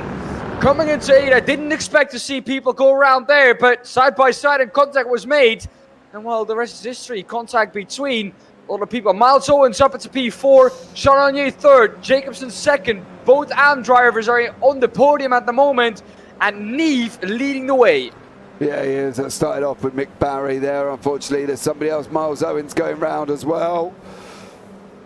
Miles Owens off in 1. That's quite unusual. So Owens off in turn 1. There's a lot gone on here. Running in his own. Yeah, Mick Barry here started this palaver, I think, Dan. So there is Barry. Oh no, that's with Jacklett. PVG, Daniel Hunt. PVG goes round. Everybody trying to weave their way through. Whoa, Michael Seal goes up as well. So there was a lot of movers there. Miles Owens. Oh! Owens again, turn 5 this time, Dan. He's not having a good time of it so far in race 3. Unfortunately for him, he's now going to drop all the way down to the back end of the field. I love just how every time that something happens to Miles Owens, you immediately mention me, because of course part of Platinum Racing Team as well. But no, Miles Owens not having the best evening here in the GR86. I think one to forget, and if I might say so, I think this evening is worse than he had at Snetterton, which was definitely not his favorite track. Ralph Cullinan, though, making a move on Sampson for P6. Barges him out of the way. And, well, Sampson almost just has to live with it. Hunt now also coming through because of the contact between the two. Cullinan almost just shoved him off the road, it looked like. No, he definitely made a gap, the Irishman. Oh, now he's off. Sampson in turn 3. I think that was all on his own. Yeah, just locked up, went round there. Cullinan still holding back Hunt. We've got Littler and Owens in the pits, of course. So a lot of action in turn 3 with 11 minutes remaining here of this race. Chardonnay looks like he's under pressure from Steve Hefford. It's good to see Steve back in the mix here this evening. As these cars go racing past us on this way down into Paddock Hill, which is the last corner. But it is Neve leading the way with Jacobson in 2nd, Chardonnay 3rd, and then Steve Hefford in 4th behind him. Once again, just like in race 1 and 2, quite chaotic at the start. People finding it tricky to navigate this 2-mile circuit. And, well, not something that we see usually here, that just all over the track and all over the field. People struggling just to get round. In the background, someone off as well. Is that Sampson again? Or is that Jacklett off the track? Jacklett, I think. Jacklett. Oh, yeah, and once again, contact. That is Seal together with Haddington. Oh no. This is a chaotic one, isn't it, race 3? Oh, side by side for Roger Morton and Charles Kellyman. Charles Kellyman gets the better here. And that is a pro overtaking the AM, so Morton's still in 3rd in the AM class.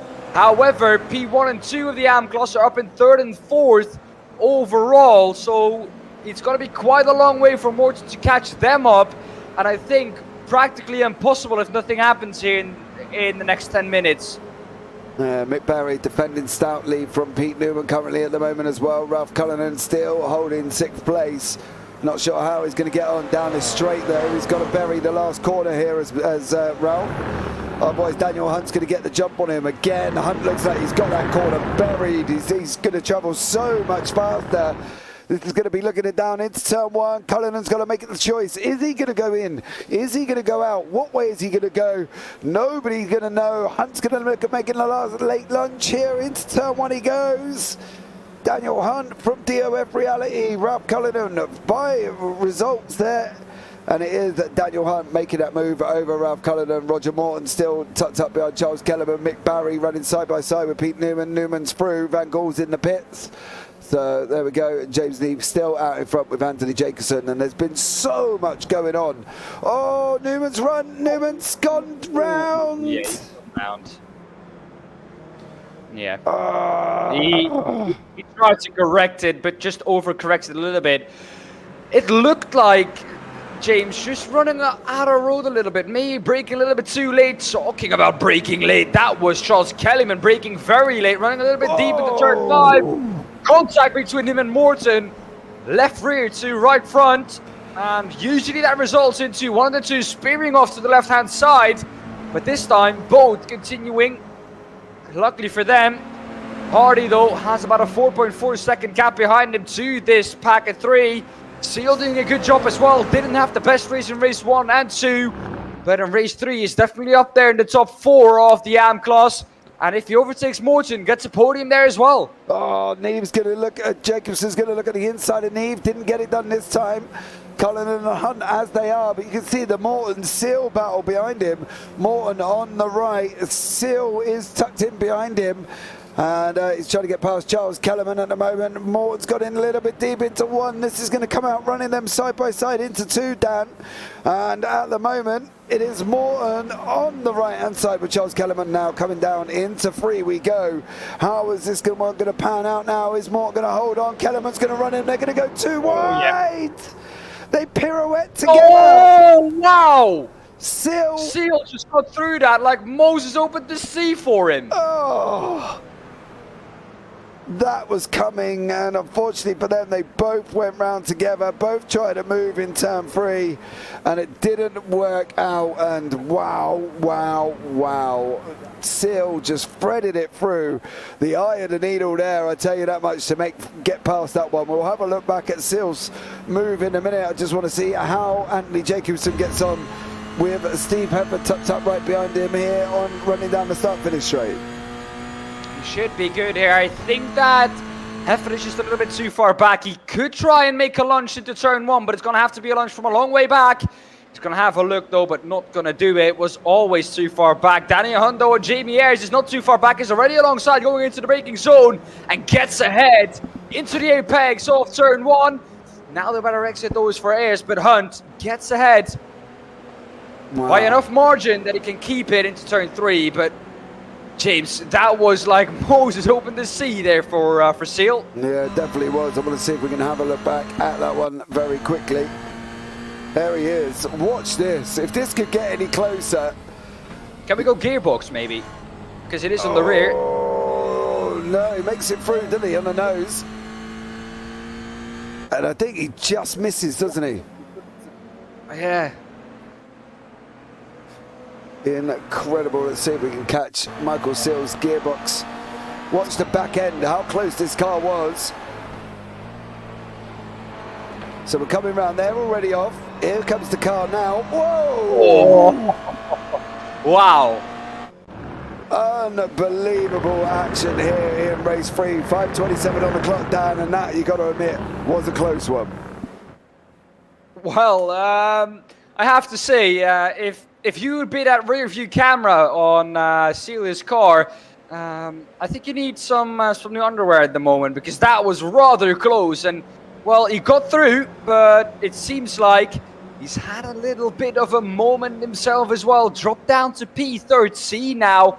Morton, Barry, Sansom, and Samson all gone past, and he's into pit lane. So something has happened to Seal after that. Was in P3, remember, after the mistake there from Morton, but has dropped down now all the way into P6 in the AM class, and is about to drop even below Andy Littler if he doesn't get out of pit lane early enough. Yeah, we'll see. Can see he did jump straight into the pits as well, did Michael Seal. Steve Hefford here with battling away with Anthony Jacobson. This is for second place overall, don't forget. Steve there from Momo, Anthony Jacobson from the Spiral by Result. As we get run over by the camera, there we go.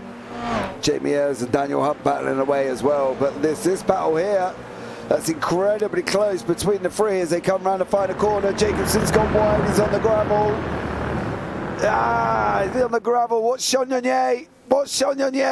He's going to send it free wide.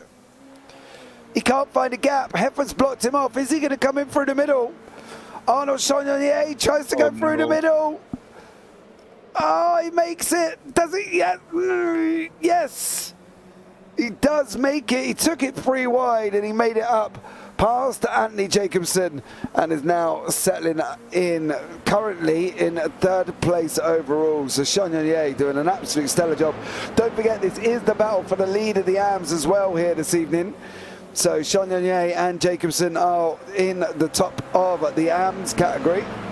So they're going to be, this is for the lead. They are about 12 points behind at the moment. So that is with Chagnon in first and Jacobson in second. 12-point gap. And going into this evening, I think you admit it's been an absolutely stellar job. Jacobson outscored Chagnon in race 1. Chagnon took the victory in race 2. And it's all on race 3 here. How are these guys going to get on? I'm expecting Jamie Ayres and Daniel Hunt to be coming interviewed very, very shortly, as they are not very far apart on this run down into turn 1. I don't know, Dan, where would you put your car? Probably down the inside, like Danny Hunt has done now as well. Ayres is going to try and bump Hunt on the straight to try and give him a little bit of a push to try and make sure that he's going to get past Hunt. So once again, deep into turn 1, gets a little bit of a slide on the exit. That's not what Ayres would have wanted. He will want Hunt to get past as quickly as possible. They're now going to run side by side into 3, and Jacobson might as well get this. He might well get this into 3, and he does. Hunt is going to go for the better exit, though. Was there contact in the middle of the corner? There wasn't. And now Hunt is going to try and run around the outside of 4 into 5. This is going to be very close. Is there going to be contact between the two? No, there is not. It's a clean pass, but Jacobson runs wide, and that's going to allow Ayres past as well. What a battle this is. Yeah, can Jacobson hang on to that inside from Ayres? I don't think he's going to. He takes too much of the curb. That unsettles the car, and now he's got Ralph Cullen for company as well. The Irishman in 7th place at the moment. Chagnon got away up front from Daniel Hunt. He's opened up about a 1.2 second gap as these guys are coming around the last corner here. How is this going to work? He's managing to hold on, and they are as they are. But you've got to admit, that brief little battle in the middle was incredible. It's now whether or not Cullinan's going to send it out the inside of Jacobson for the last lap of the race here. We're already, once again, on the last lap of the race. I don't think we quite are, James. I think we're going to have 1 lap left here. After I'm sure that was Barney waving. Well, it could be. I don't know. I don't know what the time was when we got across the line. Well, we need about 1 minute 22 in order for us to comfortably make it. Well, let's have a look. Barney's there in the booth, Dan. Top right corner. He is. So you're right. Yeah, final lap of the race. I love it when people tell me that. I don't hear that often enough, Dan. Well, when you're wrong, you gotta admit that you're wrong. That's what real men do, I guess. Admit that you're wrong. But, you know, you can't deny something that is, well, it was clearly right. No, wasn't it? It was. Well done you. Or is no waving the white flag for no reason. How do them words taste? Yeah, a bit salty, to be honest. I bet they do. So it looks like Chagnon is going to take the victory in the AMs, opening up a gap with Jacobson in second, mind you. So that's 2-1 for the evening, and it is James Neve who's going to come across the line and takes that victory. Steve Pepels second, Arnold Chagnon hangs on to third, just with Daniel Hunt. Jamie Ayres behind him, Anthony Jacobson behind that, Ralph Cullinan and Carl Hardy. But boy, oh boy, that was just... I don't really know what to say about that race, apart from wow, wow, wow. So Roger Morton is going to come and take third in the AMs. That was just unbelievable. Colin Sansom as well. Mick Barry, Martin Sampson doing weaves. Colin trying to go for a jump. Hey! Oh, hey! Mick Barry as well. And Pete Newman just for good health. And you notice now they don't let you land anymore. They take it all and take you away. They just blank you straight off, which is a bit of a shame. So we will have the results up for you, because before you used to go over there and you used to be seen, but as soon as you got up through the tree now it's like, nope, take it off. So just wait for the results to come up, and we will bring you the results from race 3. And I think you've got to admit, that was just incredible. Absolutely incredible. So what an evening of racing. We are just waiting, I believe, for Andy Littler. Well, there we is continue Andy. where we left off from race 2. Yeah, is he going to go for the jump as well? Yep. And disappear. He is. And it's gone. So there we go. Oof. Wow, that was just incredible. Absolutely incredible. These guys do an absolute epic job here this evening. But Dan, the results are on your screen. Off you go. Well, James Neve, we saw it, finished first and takes the victory ahead of Steve Hefford in P2. Then, already the first of the AM drivers, Arnold Chanonnier in P3, ahead of Daniel Hunt in P4, third in the Pro class. Jamie Ayres, a fifth, second in the AM class, and sixth overall. Anthony Jacobson, losing 3 positions from where he started.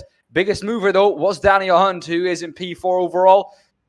Also 3 positions up is Ralph Cullinan in P7, Carl Hardy in P8, Roger Morton in P3 in the AM class, and P9 overall. Also up 8 positions, so a good race there for Roger Morton as well. Colin Sansom in P10, P11 for Martin Sampson, 12th for Mick Barry, Pete Newman in P13, 14th Carl Jacklett, 15 Charles Kellyman, 16 Jason Haddington, 17 Dandy Littler, Michael Seal in P18 after being in third for quite a while. After, of course, the crash happened between Roger Morton and who was it again? Roger Morton and Martin Sampson, I think? Charles Kellerman. Yeah, Charles Kellerman, excuse me.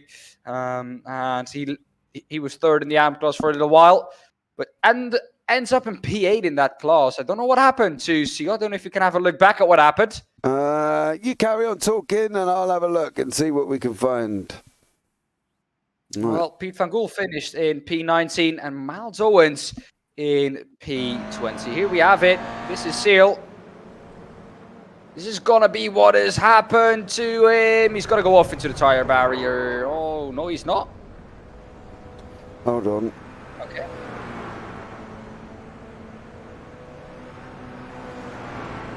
Well, I guess he comes back on track and then just goes into pit lane. Yeah, he's had enough of it. Right, guys, we're going to take a short break for our third and second and final time this evening. So from myself and Dan Peoples, we'll see you after this break.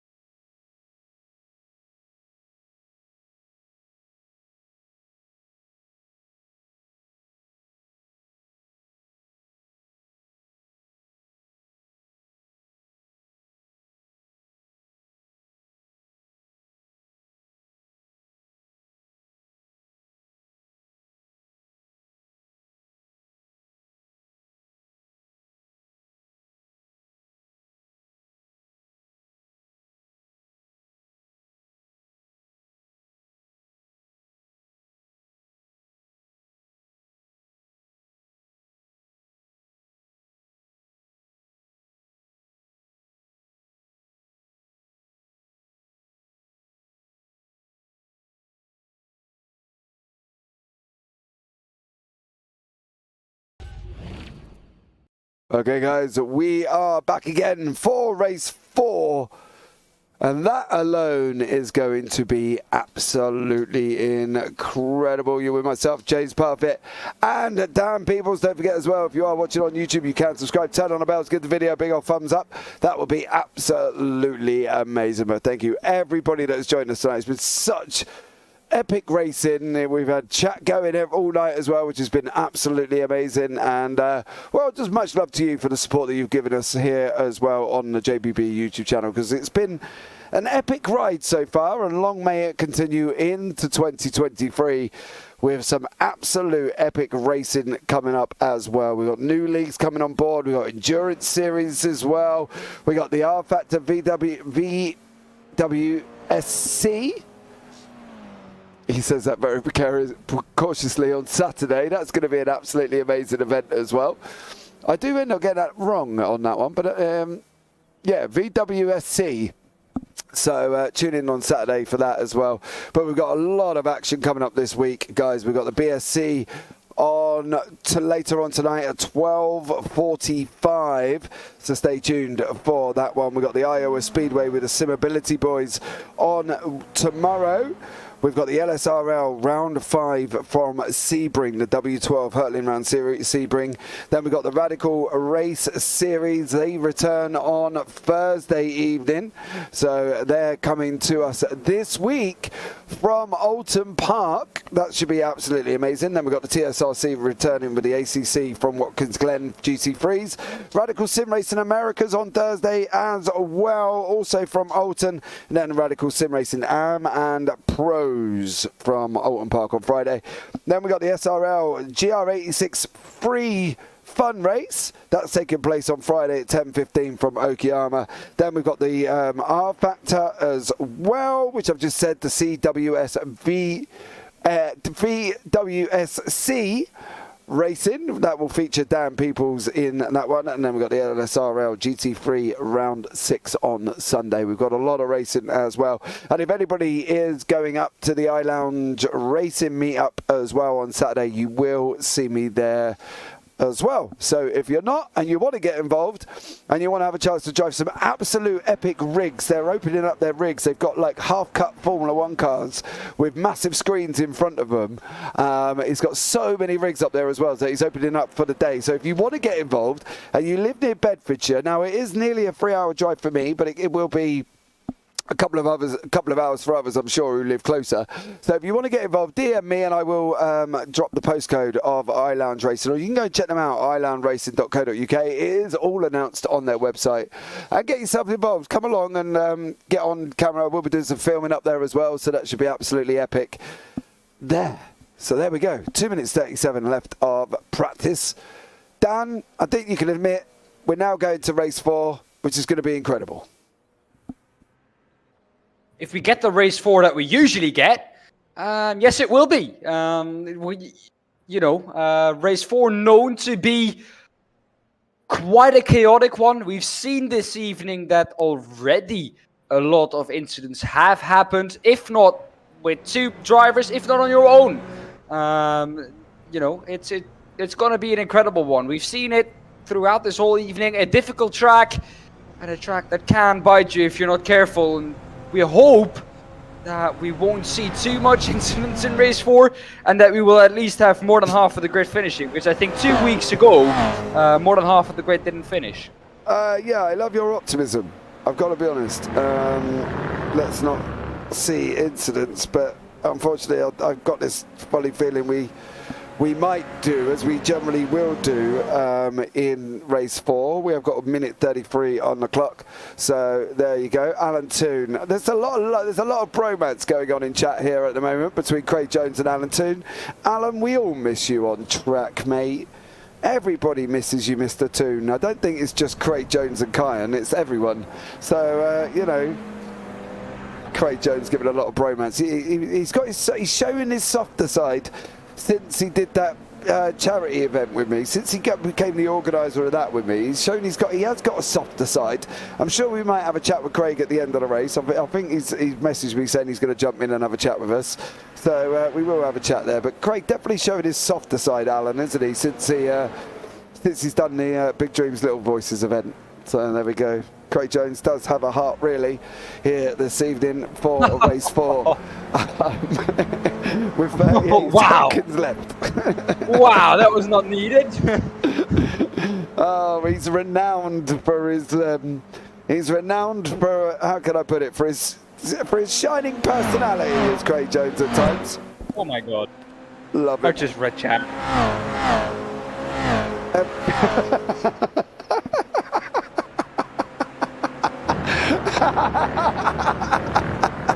Usual banter with Craig Jones we have. Usually he's in the booth, but now he's in chat. Oh, you gotta love that man. You have to love that man.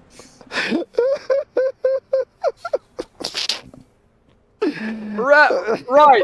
Well, James is trying to gather himself up. Let's take a look in the end at how the drivers will be lining up for the race. We're at the end of practice, going into race 4. James still trying to gather himself up. There's the grid. And we can see that Andy Litter is going to start in first. Second is Jason Addington. Third, Charles Kellyman. Fourth, Carl Jacklin. Pete Newman. Fifth, Nick Barry. Sixth, Martin Sampson. Seventh, Colin Sansom. 8th, 9th, Roger Morton. Carl Hardy. 10th, Ralph Cullen. 11th, 12th, Anthony Jacobson. 13, Jamie Ayres. 14, Daniel Hunt. Arnold Charnier. 15, 16, Steve Hefford. 17, James Neve. 18th, Pete Van Gool. And 19th, Miles Owens. Are you good there, James? Doesn't seem like it. Oh. Right, here you go. Private lights are on. James still trying to gather himself up. A green for race 4 here. And that seems like a really good start for, I think, Jamie Ayres in the background. Went all over the grass, and we're coming down to turn 1. They're still side by side at the front. Andy Litter, though, with a very good start. A little bit further back, though, Pete Newman's going to try and make his way around the outside of Jacklin. Someone off. Who's that? I think that's Roger Morton at turn 1. Barry Cullen involved as well. They're all off at the turn 1. That's not what we want to see in the turn 1, James. No, definitely not. They crashed. Oh, there's another one. Oh my God, I'm so sorry. Right, yeah, that's big chaos. Let's just put it this way, race 4. Everybody's lost it. People are off the track as well. There's a lot of people involved in that one. I'm sure I'll get a telling off after this from Daan. He'll be like, that wasn't very good, James, you laughing. I'm like, sorry, mate, I couldn't help it. So we've lost Roger Morton, Mick Barry, Miles Owens, Pete Van Gool, James Neve went off track, Carl Hardy, Anthony Jacobson. Jacobson's crashed again, and Neve looks like he's in the pits.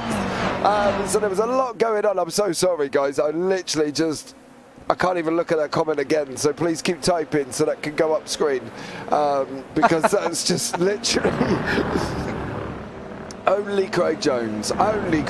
Jamie Ayres is another one. He's got it off to the pits. He's in the pits already. We've got a few people out here. Carl Jacklin is leading the way with Pete Newman in second place. Martin Sampson, they've got 2 banks of 2. It's like Noah coming down here. There we go, there are the guys. Martin Sampson takes the air. Cullinan's in the pits, Ayres in the pits, Morton in the pits. There's a lot of people. David Ayres, you are going to be copping a bill. Oh, Colin Sanson. Nope, didn't keep it out. He hit the wooden fence. So he's in playing in the field with the cows now. He's gone through the fence and he's off. He's like Lightning McQueen, got cow tipping. So Carl Jacklin is leading the way with Pete Newman.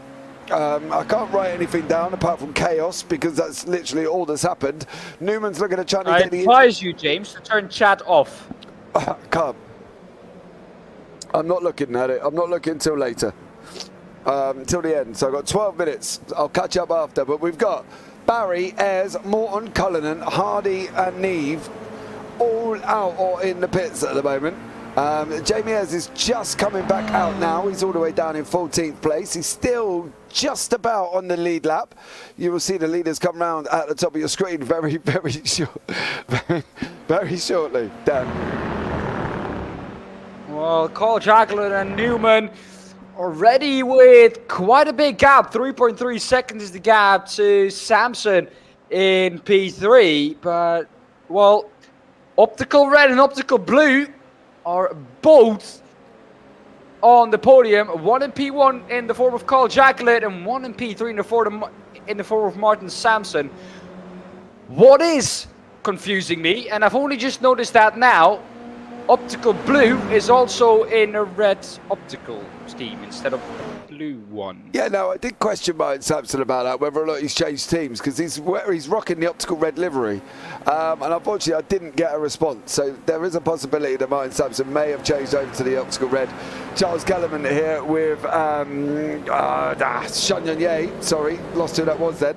Pete Van Goor's battling away with Steve Hefford. These guys are battling away in 9th and 10th. Sansom is in the pits as well. There was a lot going on at the beginning.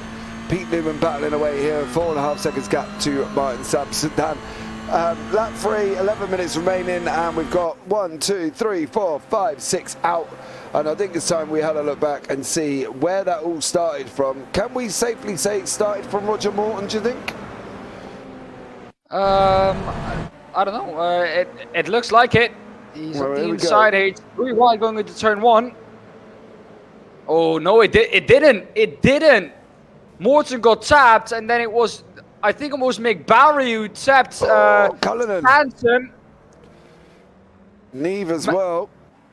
McBarry, I think, tapped Sansom, and then, well, they both went round. Well, there we go. That is it now. Carl Jacklett still defending from Pete Newman.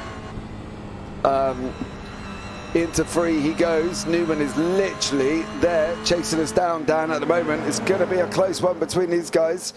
And 6 people out and into the pits. So there we go. Unbelievable. Well, if you get 3 more, then, well, once again, half of the field seems to be out in race 4. Race 4 always seems to be a race where people just, if they crash, it's like, well, you know, I don't need to finish this anymore, and they've had enough after 4 races, I guess. But it seems like in race 4, people are just, it seems like that escape back to pit lane button gets pressed a little bit more quickly than usual. Oh, Chanonier's been up, and he's not come back on. This is with Hunt. Oh yeah, boom. Yeah, I think, oh, wow! Well, yeah, I can't blame him for not coming back out again. Well, I think he may have been pushed off there, not gonna lie. We heard the contact when we were on the gearbox. There we go. There we go, boom. Boom! Oh, who was that? Michael Seal was that? Littler. No, Littler caught the end of it.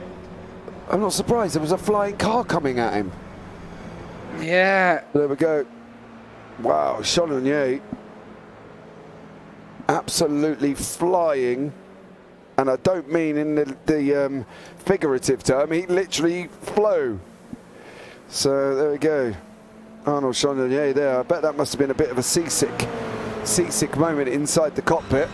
Maybe we will have a look. So if you are squeamish or you do have any form of vertigo, you might not want to watch this in a minute when we just let this play out between Newman and Carl Jacklett as they come down around the last corner down into turn 1. That is Carl Jacklett out in front for Optical Red. Can he hold this down, do you think, or is Pete Newman just going to get the better of him?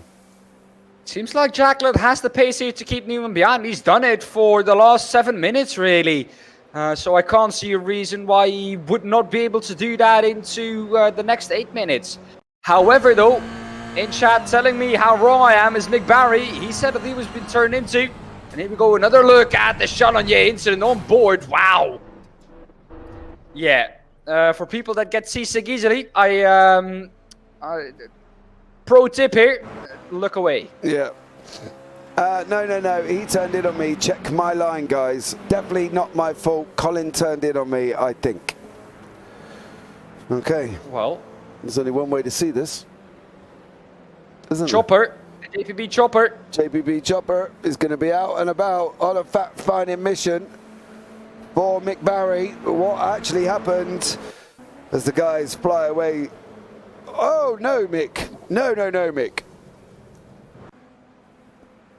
Sorry, Mick. There was a slight little movement to the left on your part here. Yeah. Just about there.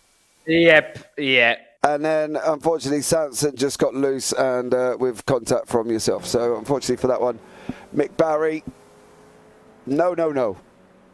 What we have to take into account there is that there might have been, and I'm not vouching for Mick Barry, but there might have been a little bit of netcode which just dragged into the side of Sanson. That's the only reason I can see why that movement happened. It could also be that just under braking, Mick Barry just couldn't quite control the car, braked a little bit too hard, rear started locking a little bit, and well, got a little bit out of shape. But yeah, it's either of those two, I guess. Yeah, Craig Jones in chat stirring it up. I heard Mick say, "Got him." Craig, stop it. Oh dear. We got 11 cars still running out of the 19 we started with, so we have lost 8 cars here. It would almost, right, do Chardonnay a favour by coming back out on track to secure that 4th place in the AMS, is it not? I don't think there's a limit on how many laps he needs to complete. I think he's just got to be on track at the moment he goes across the line, and he's got, well, actually, depending on what his repairs are, I suppose. So, Arnold, if you are in chat, let me know. No, sorry, I disagree. Mick, how can you disagree with the left movement of your car? It's a racing driver, James. Yeah, Numa's going to send it around the outside of Jacqueline now. Jacqueline's going to send it in deep. Jacqueline's going to get his elbows out. He's going to run him round, and then he's going to come and open the steering up a little bit as well. Here we go. Oh, stop it. Better exit out on turn 1. Ran him around the outside. Why have you always got to tell the truth? Why can't you know, big up the story? If Harry Potter come out and told the truth, it'll be Harry Potter born, Dumbledore dies, Harry wins. You know what I mean? Voldemort's dead. Well, he might get a shot back at it. Newman is going to have to defend the inside into 5. Jacqueline's going to look at running him around the outside this time. Oh, Cole! He's going to try and get it going again. That was almost contact with Daniel Hunt there. Jacqueline has to get this car going as quick as possible. Has a little bit of a gap back to Everett now. 19 seconds gap. Carl Jacqueline. Hard break for Carl Jacqueline. Was doing so well in the lead of this race, and then just one moment of pushing maybe a little bit too hard, trying to get his way around the outside of Newman. And hard break for Carl Jacqueline into turn 5. Just a little bit too eager on the throttle. Oh. Well, there we go. That kind of stopped that one, didn't it? Really? A little bit. Right, Mick. I'm sorry, Mick. I can't do this. Look at this. Right, here you are there. There's movement there. There it is. That little bit of movement, Mick. Right? I'll just touch back a little bit for you. Watch your steering wheel. All right? Right, Mick. Watch your steering wheel go to the left. Under braking. Brake left. There. That was where the contact was. Sorry, Mick. But here we go. They're all kind of spread out now a little bit, Dan, really, aren't they? They've opened up a little bit of gap. Jacobson has just cleared Littler, but I think that could be the fact that, yes, Littler is on the grass, unfortunately, in turn 1. So Jacobson's moved up into 9th now, second in there again. Dead again, said Miles Owens. Yeah. A little bit on the breather, didn't he, Miles? But, yeah. Yeah, he's out again. I don't really think he likes this track, to be fair. I think we can have a look back and see what happened to Miles Owens here. Oh, no, I was still in slow-mo mode. I do apologise. Oh, yeah. Yeah, by it. Oh, no, barrier. Oh, hey. Ow. Ow. That must have hurt. Well, it would have done if it was true life, but I suppose from Miles Owens' point of view, let's have a look inside of his cockpit at this point. There he is, battling away. Let's hope Miles Owens doesn't have a motion rig. Oh, yeah, can you imagine that right about now? Oh, he snaps it all the way. Boom, there we go. More sickness going on in YouTube chat. So, unfortunately for Miles Owens, that was him out. Jacqueline was so unfortunate, wasn't he? And gutted, absolutely gutted. There. So Owens out as well. We're now down to 11th. Gutted, says Chagnon. Yeah, yes, but I've got to admit though, Arnold, it was very impressive watching you fly over the top of another curb, over another car. Yeah. So I've got to be honest, that was probably the highlight of my evening. Thank you very much for that. But There we go. All these cars are spread out. You can see the gap. We've got 1 minute 57 on the clock here. Remaining. Sorry, teeth wouldn't work there for a minute. And we're on board with Anthony Jacobson, who's chasing down Jason Haddington, which is your closest battle on screen at the moment. So Newman out in front seems to be getting another one. 4.8 seconds the gap. If he doesn't do anything crazy, he's going to get another one. I don't think we're going to be on to the last lap this time round. I don't think Barney will be waving the flag, but no, we'll have time, two more. Next time. Yeah, 2 more. Arnold just put that was mad in VR. I bet it was as well. We looked at it from your cockpit, Arnold, and I'm not going to lie, and it was absolutely incredible. If you had vertigo or motion sickness, that definitely wasn't the best one to watch. So there we go. Can Jacobson get past Haddington? Can he do it this evening? He's take the victory in the arms to make it 2 apiece between him and Chagnon. And Jacobson is on the right, Haddington's on the left. Oh, Chagnon's in YouTube chat going, go on Haddington, go on Haddington. And unfortunately for Haddington, is Jacobson gets past him on the outside there, and Anthony Jacobson takes the lead of the arms. And I'm probably going to guess he's going to make it 2 apiece here with himself and Arnold Chagnon this evening. Unfortunately though, Jacobson's finished all 3 races. Chagnon, not so much. No, well, if he gets out of the pits, which I don't think he said he was going to do, but you know, I don't think he's going to get out. I don't think he's going to get out. So we are on the final lap of the race. I believe Barney is waving. He is waving here this evening. PVG's caught back up to Daniel Hunt. This could be an interesting last lap here, but it does... Well, where's he going to get him? I don't know. The best overtaking opportunity from now on is into turn 5, which I don't think he will be close enough for. Depends on his run out of 1. He's got to get on the gas and get his run out of 1, isn't he? He's not going to get it.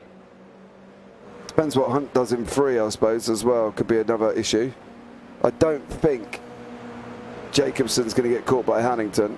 Oh, Pete Van Gool didn't take that line. He's closed the gap up by about 5 tenths, but I don't think he's going to get him down into 5. No, Dan. I think it's going to be Newman, Sampson, Hunt. I tell you what, Sampson's had a great evening this evening. However, James, there he is. This is opportunity around the outside of Hunt. He's going to have to keep it there. They're going to go side by side through the S section. He got his opportunity. Hunt made a little bit of a mistake into 5, got a little bit deep. And Pete Van Gool's now around the outside of Hunt. There's contact between the two. Pete Van Gool, though, is going to get a better exit. But he's not going to get there, I think. This was his opportunity. Didn't take it. The man who did take it, though, is Pete Newman. Second victory of the evening. Sampson is going to take second. Van Gool is going to try everything I'm not sure to get Hunt. And just a little bit too much. I'm not quite sure what he was trying. He tried literally every piece of the track on that last corner, did Pete Van Gool. Yeah. And still, unfortunately for him, didn't make it through. Do you know what was worse there, Dan? I was writing the names down of the winners. Right at the moment, you screamed in my ear and told me that Daniel Hunt had gone off. So there we go. So nearly cursed everyone. Scary moment for James. Huh? A scary moment for James there. Yeah, it was. Dan shouting in my ear while I was writing something down. Jacobson here with Haddington in second. Littler comes across for an amazing third in AMSO. Well done, Andy Littler. Congratulations to you, buddy. Stellar job. And then Jamie Ayres does carry on, gets out again and carries back. So there we go. There we go. Go Anthony, says everybody in YouTube. Well done. You have had a great night, Anthony Arnold, but to be fair. And Anthony Jacobson takes the win in the AMS. All right, as we wait for the results to come up on your screen very, very shortly. And for the final time this evening, Dan, there you go. Well, we need to go one up. There we go. Pete Newman is the winner ahead of Martin Sampson in P2. Daniel Hunt, P3, P4 for Pete Van Gool. 5th is Carl Jackett. 6th, Steve Heffert. Charles Kellyman in P7, Anthony Jacobson, Jason Harrington and Andy Litter, the top 3 in the AM class 8, 9 and 10th, respectively overall. And then already we have all the non-finishers after Jamie Ayres in P11. Yeah, and it was quite Miles Owens, Arnold Challenger, Colin Sansom, Mick Barry, Roger Morton, Ralph Cullen, Carl Hardy, and James Neve, all out of this race. Yeah, absolutely there as well. And just want to have a look back at the green flag while we pull an interview into the booth. I'm not quite sure if I'm going to love this or regret this this evening, but we will have an interview here with the one, Roland's Jamie Ayres there, just rolling away. Keep on rolling. Jamie still rolling. Jamie's, he's going to get a penalty. He might as well just do it properly. But let's bring in Mr. Craig Jones into the booth. Good evening, Mr. Jones. How are you, sir? I can't answer that question properly. So I'm going to say I'm really good. Thank you. Good. It's been a bit of a stressful night for you. I fully appreciate that, not being able to complete the 2 races due to that very unfortunate injury that you've got there as well. Overall, though, what was your perspective of the 2 races that you did manage to complete this evening? Frustratingly, I was doing really well. That's the most annoying bit about it. I just couldn't, because of my unique situation. Every time I hit the brake, I was feeling a lot of pain, so I was having to brake like super early. And down into that turn 1, it just wasn't working. I was just getting eaten alive every time. So I thought, 2 races, I've had a bit of fun. I'll sit back and I'll be supportive in the YouTube chat to everyone. Yeah, you definitely did make your mark there in the YouTube chat. Got to be honest. Well done to you for that one, keeping everybody happy and entertained there as well. But overall, Craig, got to be honest, a good couple of races. Just it really was a shame that you couldn't complete it. I appreciate the injuries, tough and that, and it does affect the braking there as well. But we go onwards and upwards as well. Mr. Jones, where do you put yourself in perspective of this season? Because we go to Suzuka International next week. Do you think you're going to be able to handle that one? I honestly don't know, to be honest with this car. So I thought tonight I would struggle with it being quite heavy on the brakes, but I suppose my injury is where it's like forcing me to kind of brake a bit earlier. So I guess that's why I was finding a little bit of performance out of it. I don't really know. So I don't. Yeah, until I go out there and do some test laps, I don't know. I quite like the track, so I hope I do well there. But it remains to be seen. Hopefully, I'll be in a bit slightly fitter to drive next week, and it won't be so much of a problem. Awesome stuff. Well, Craig, as always, it's been a pleasure talking to you. Thank you so much for joining me. Anyone you want to give a shout out to before you leave the booth this evening? Just the usual. I'll say hello to my teammates, and a big thank you to you guys for doing the stream. Although I thought the start of race 4 was very unprofessional, but we'll brush past that. Well done to Dan, who clearly is a bit more mature than James. Big shout to Dan. Right, took a long while to figure that out. Dearie me. Right, Mr. Jones, thank you so much for joining me. And, maybe see you in Suzuka. Depends, obviously, being Valentine's Day and all what they do. So I'll keep you all informed as it goes on. But thank you so much, Mr. Jones, and I'll speak to you next week. Bye. Right, let's bring in Carl Jacklett here. Carl, good evening. How are you, sir? Do you know what? Right? Oh, my heart is pounding. Oh, I bet it is as well. What an absolutely incredible race that was. An incredible evening of racing. I was rooting for you, Carl. Gotta be honest. And then it went wrong in turn 5, and I was screaming that you'd binned it, and I just. You were pushing around the outside, trying to hang on to get the inside, which I knew you were going to try and do. Just didn't quite work out, did it, buddy? the track has got a repair on the inside. As the repair ends and the old part of the tarmac starts, there's a little bump, and I caught that bump. I knew it was there, and I was aiming to go around it, but no, I just caught it, and it bounced the rear, and the rest is history.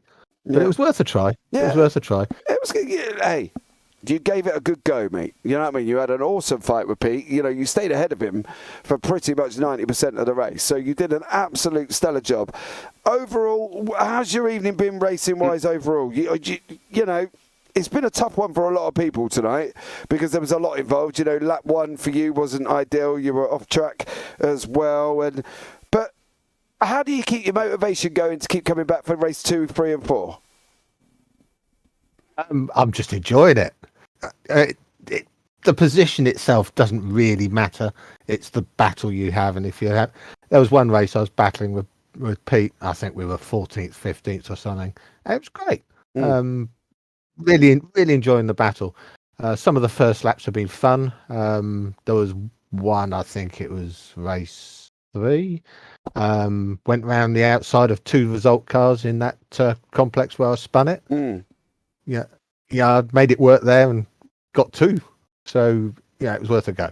It was worth a go, and it was a good old evening of racing. Everybody loved it. YouTube chat was going, crazy. Everybody was just been like, whoa, this is absolutely amazing. So that's been absolutely incredible, Carl. But thank you so much for joining us. Is there anyone you want to give a shout out to before you leave the booth this evening?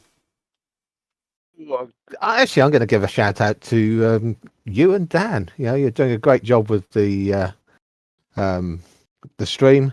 I'm also going to put a shout out to all the hardworking people in the NHS who are trying to get a better deal. Yeah, my heart goes with them.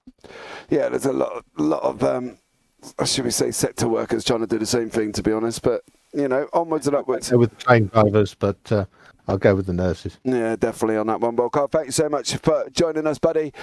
Maybe see you next week. Depends on what the decision is being made about Valentine's Day. But if not, I'll catch you in 2 weeks' time. I'll be racing. I'll be here. Yeah, but I don't know if everybody else is, Carl. You could be on your own. That's the question. I'll get my win then, won't I? Yeah, you get 4 in a row, wouldn't you? All right, mate. You take care. And you, mate. Bye. Have a good one. Well, Dan, everybody was in spirits there, weren't they? They did, Craig Jones as per normal, coming in with his normal witty banter here this evening. Jacklet, so gutted if he did. I can see the repair he's talking about. He runs all the way around that final sector and just comes off. And it was such a shame. He just did so well, but it was just so much going on this evening. It was tough to point the camera, but absolutely stellar job from all of these guys as per normal from the UK SimRacers, Dan. Yeah, well, a classic UK SimRacers evening it was, I think. It was a while ago since we've had a proper classic UK SimRacers evening, but I think this is one to add to that list. Yeah, absolutely. It was incredible. There was just racing all over the place, people throwing it out the inside, people going around the outside, people battling away, door banging. It was an incredible evening. I think this race had it all, and I think that's one of the things we fully enjoyed by doing this, guys. But I think that is it. That's going to wrap up the broadcast here this evening. I would like to add, we may be back next Tuesday. We are going to wait for a decision to be made regarding Valentine's Day as well on that one. I know a lot of husbands are hoping that they can get the night off, because otherwise there's going to be a lot of unhappy wives. Me, for one, I like sleeping in my bed. So let's see what happens here as the week goes on. Well, it's either that or the sofa, Dan. And as you get older, your back hurts when you sleep on the sofa. So I think everybody can agree it's been an absolutely epic night of racing. But from myself here in the booth and Dan Pepels, as always, take care. Have a great week. And you never know, might see you on the track sometime.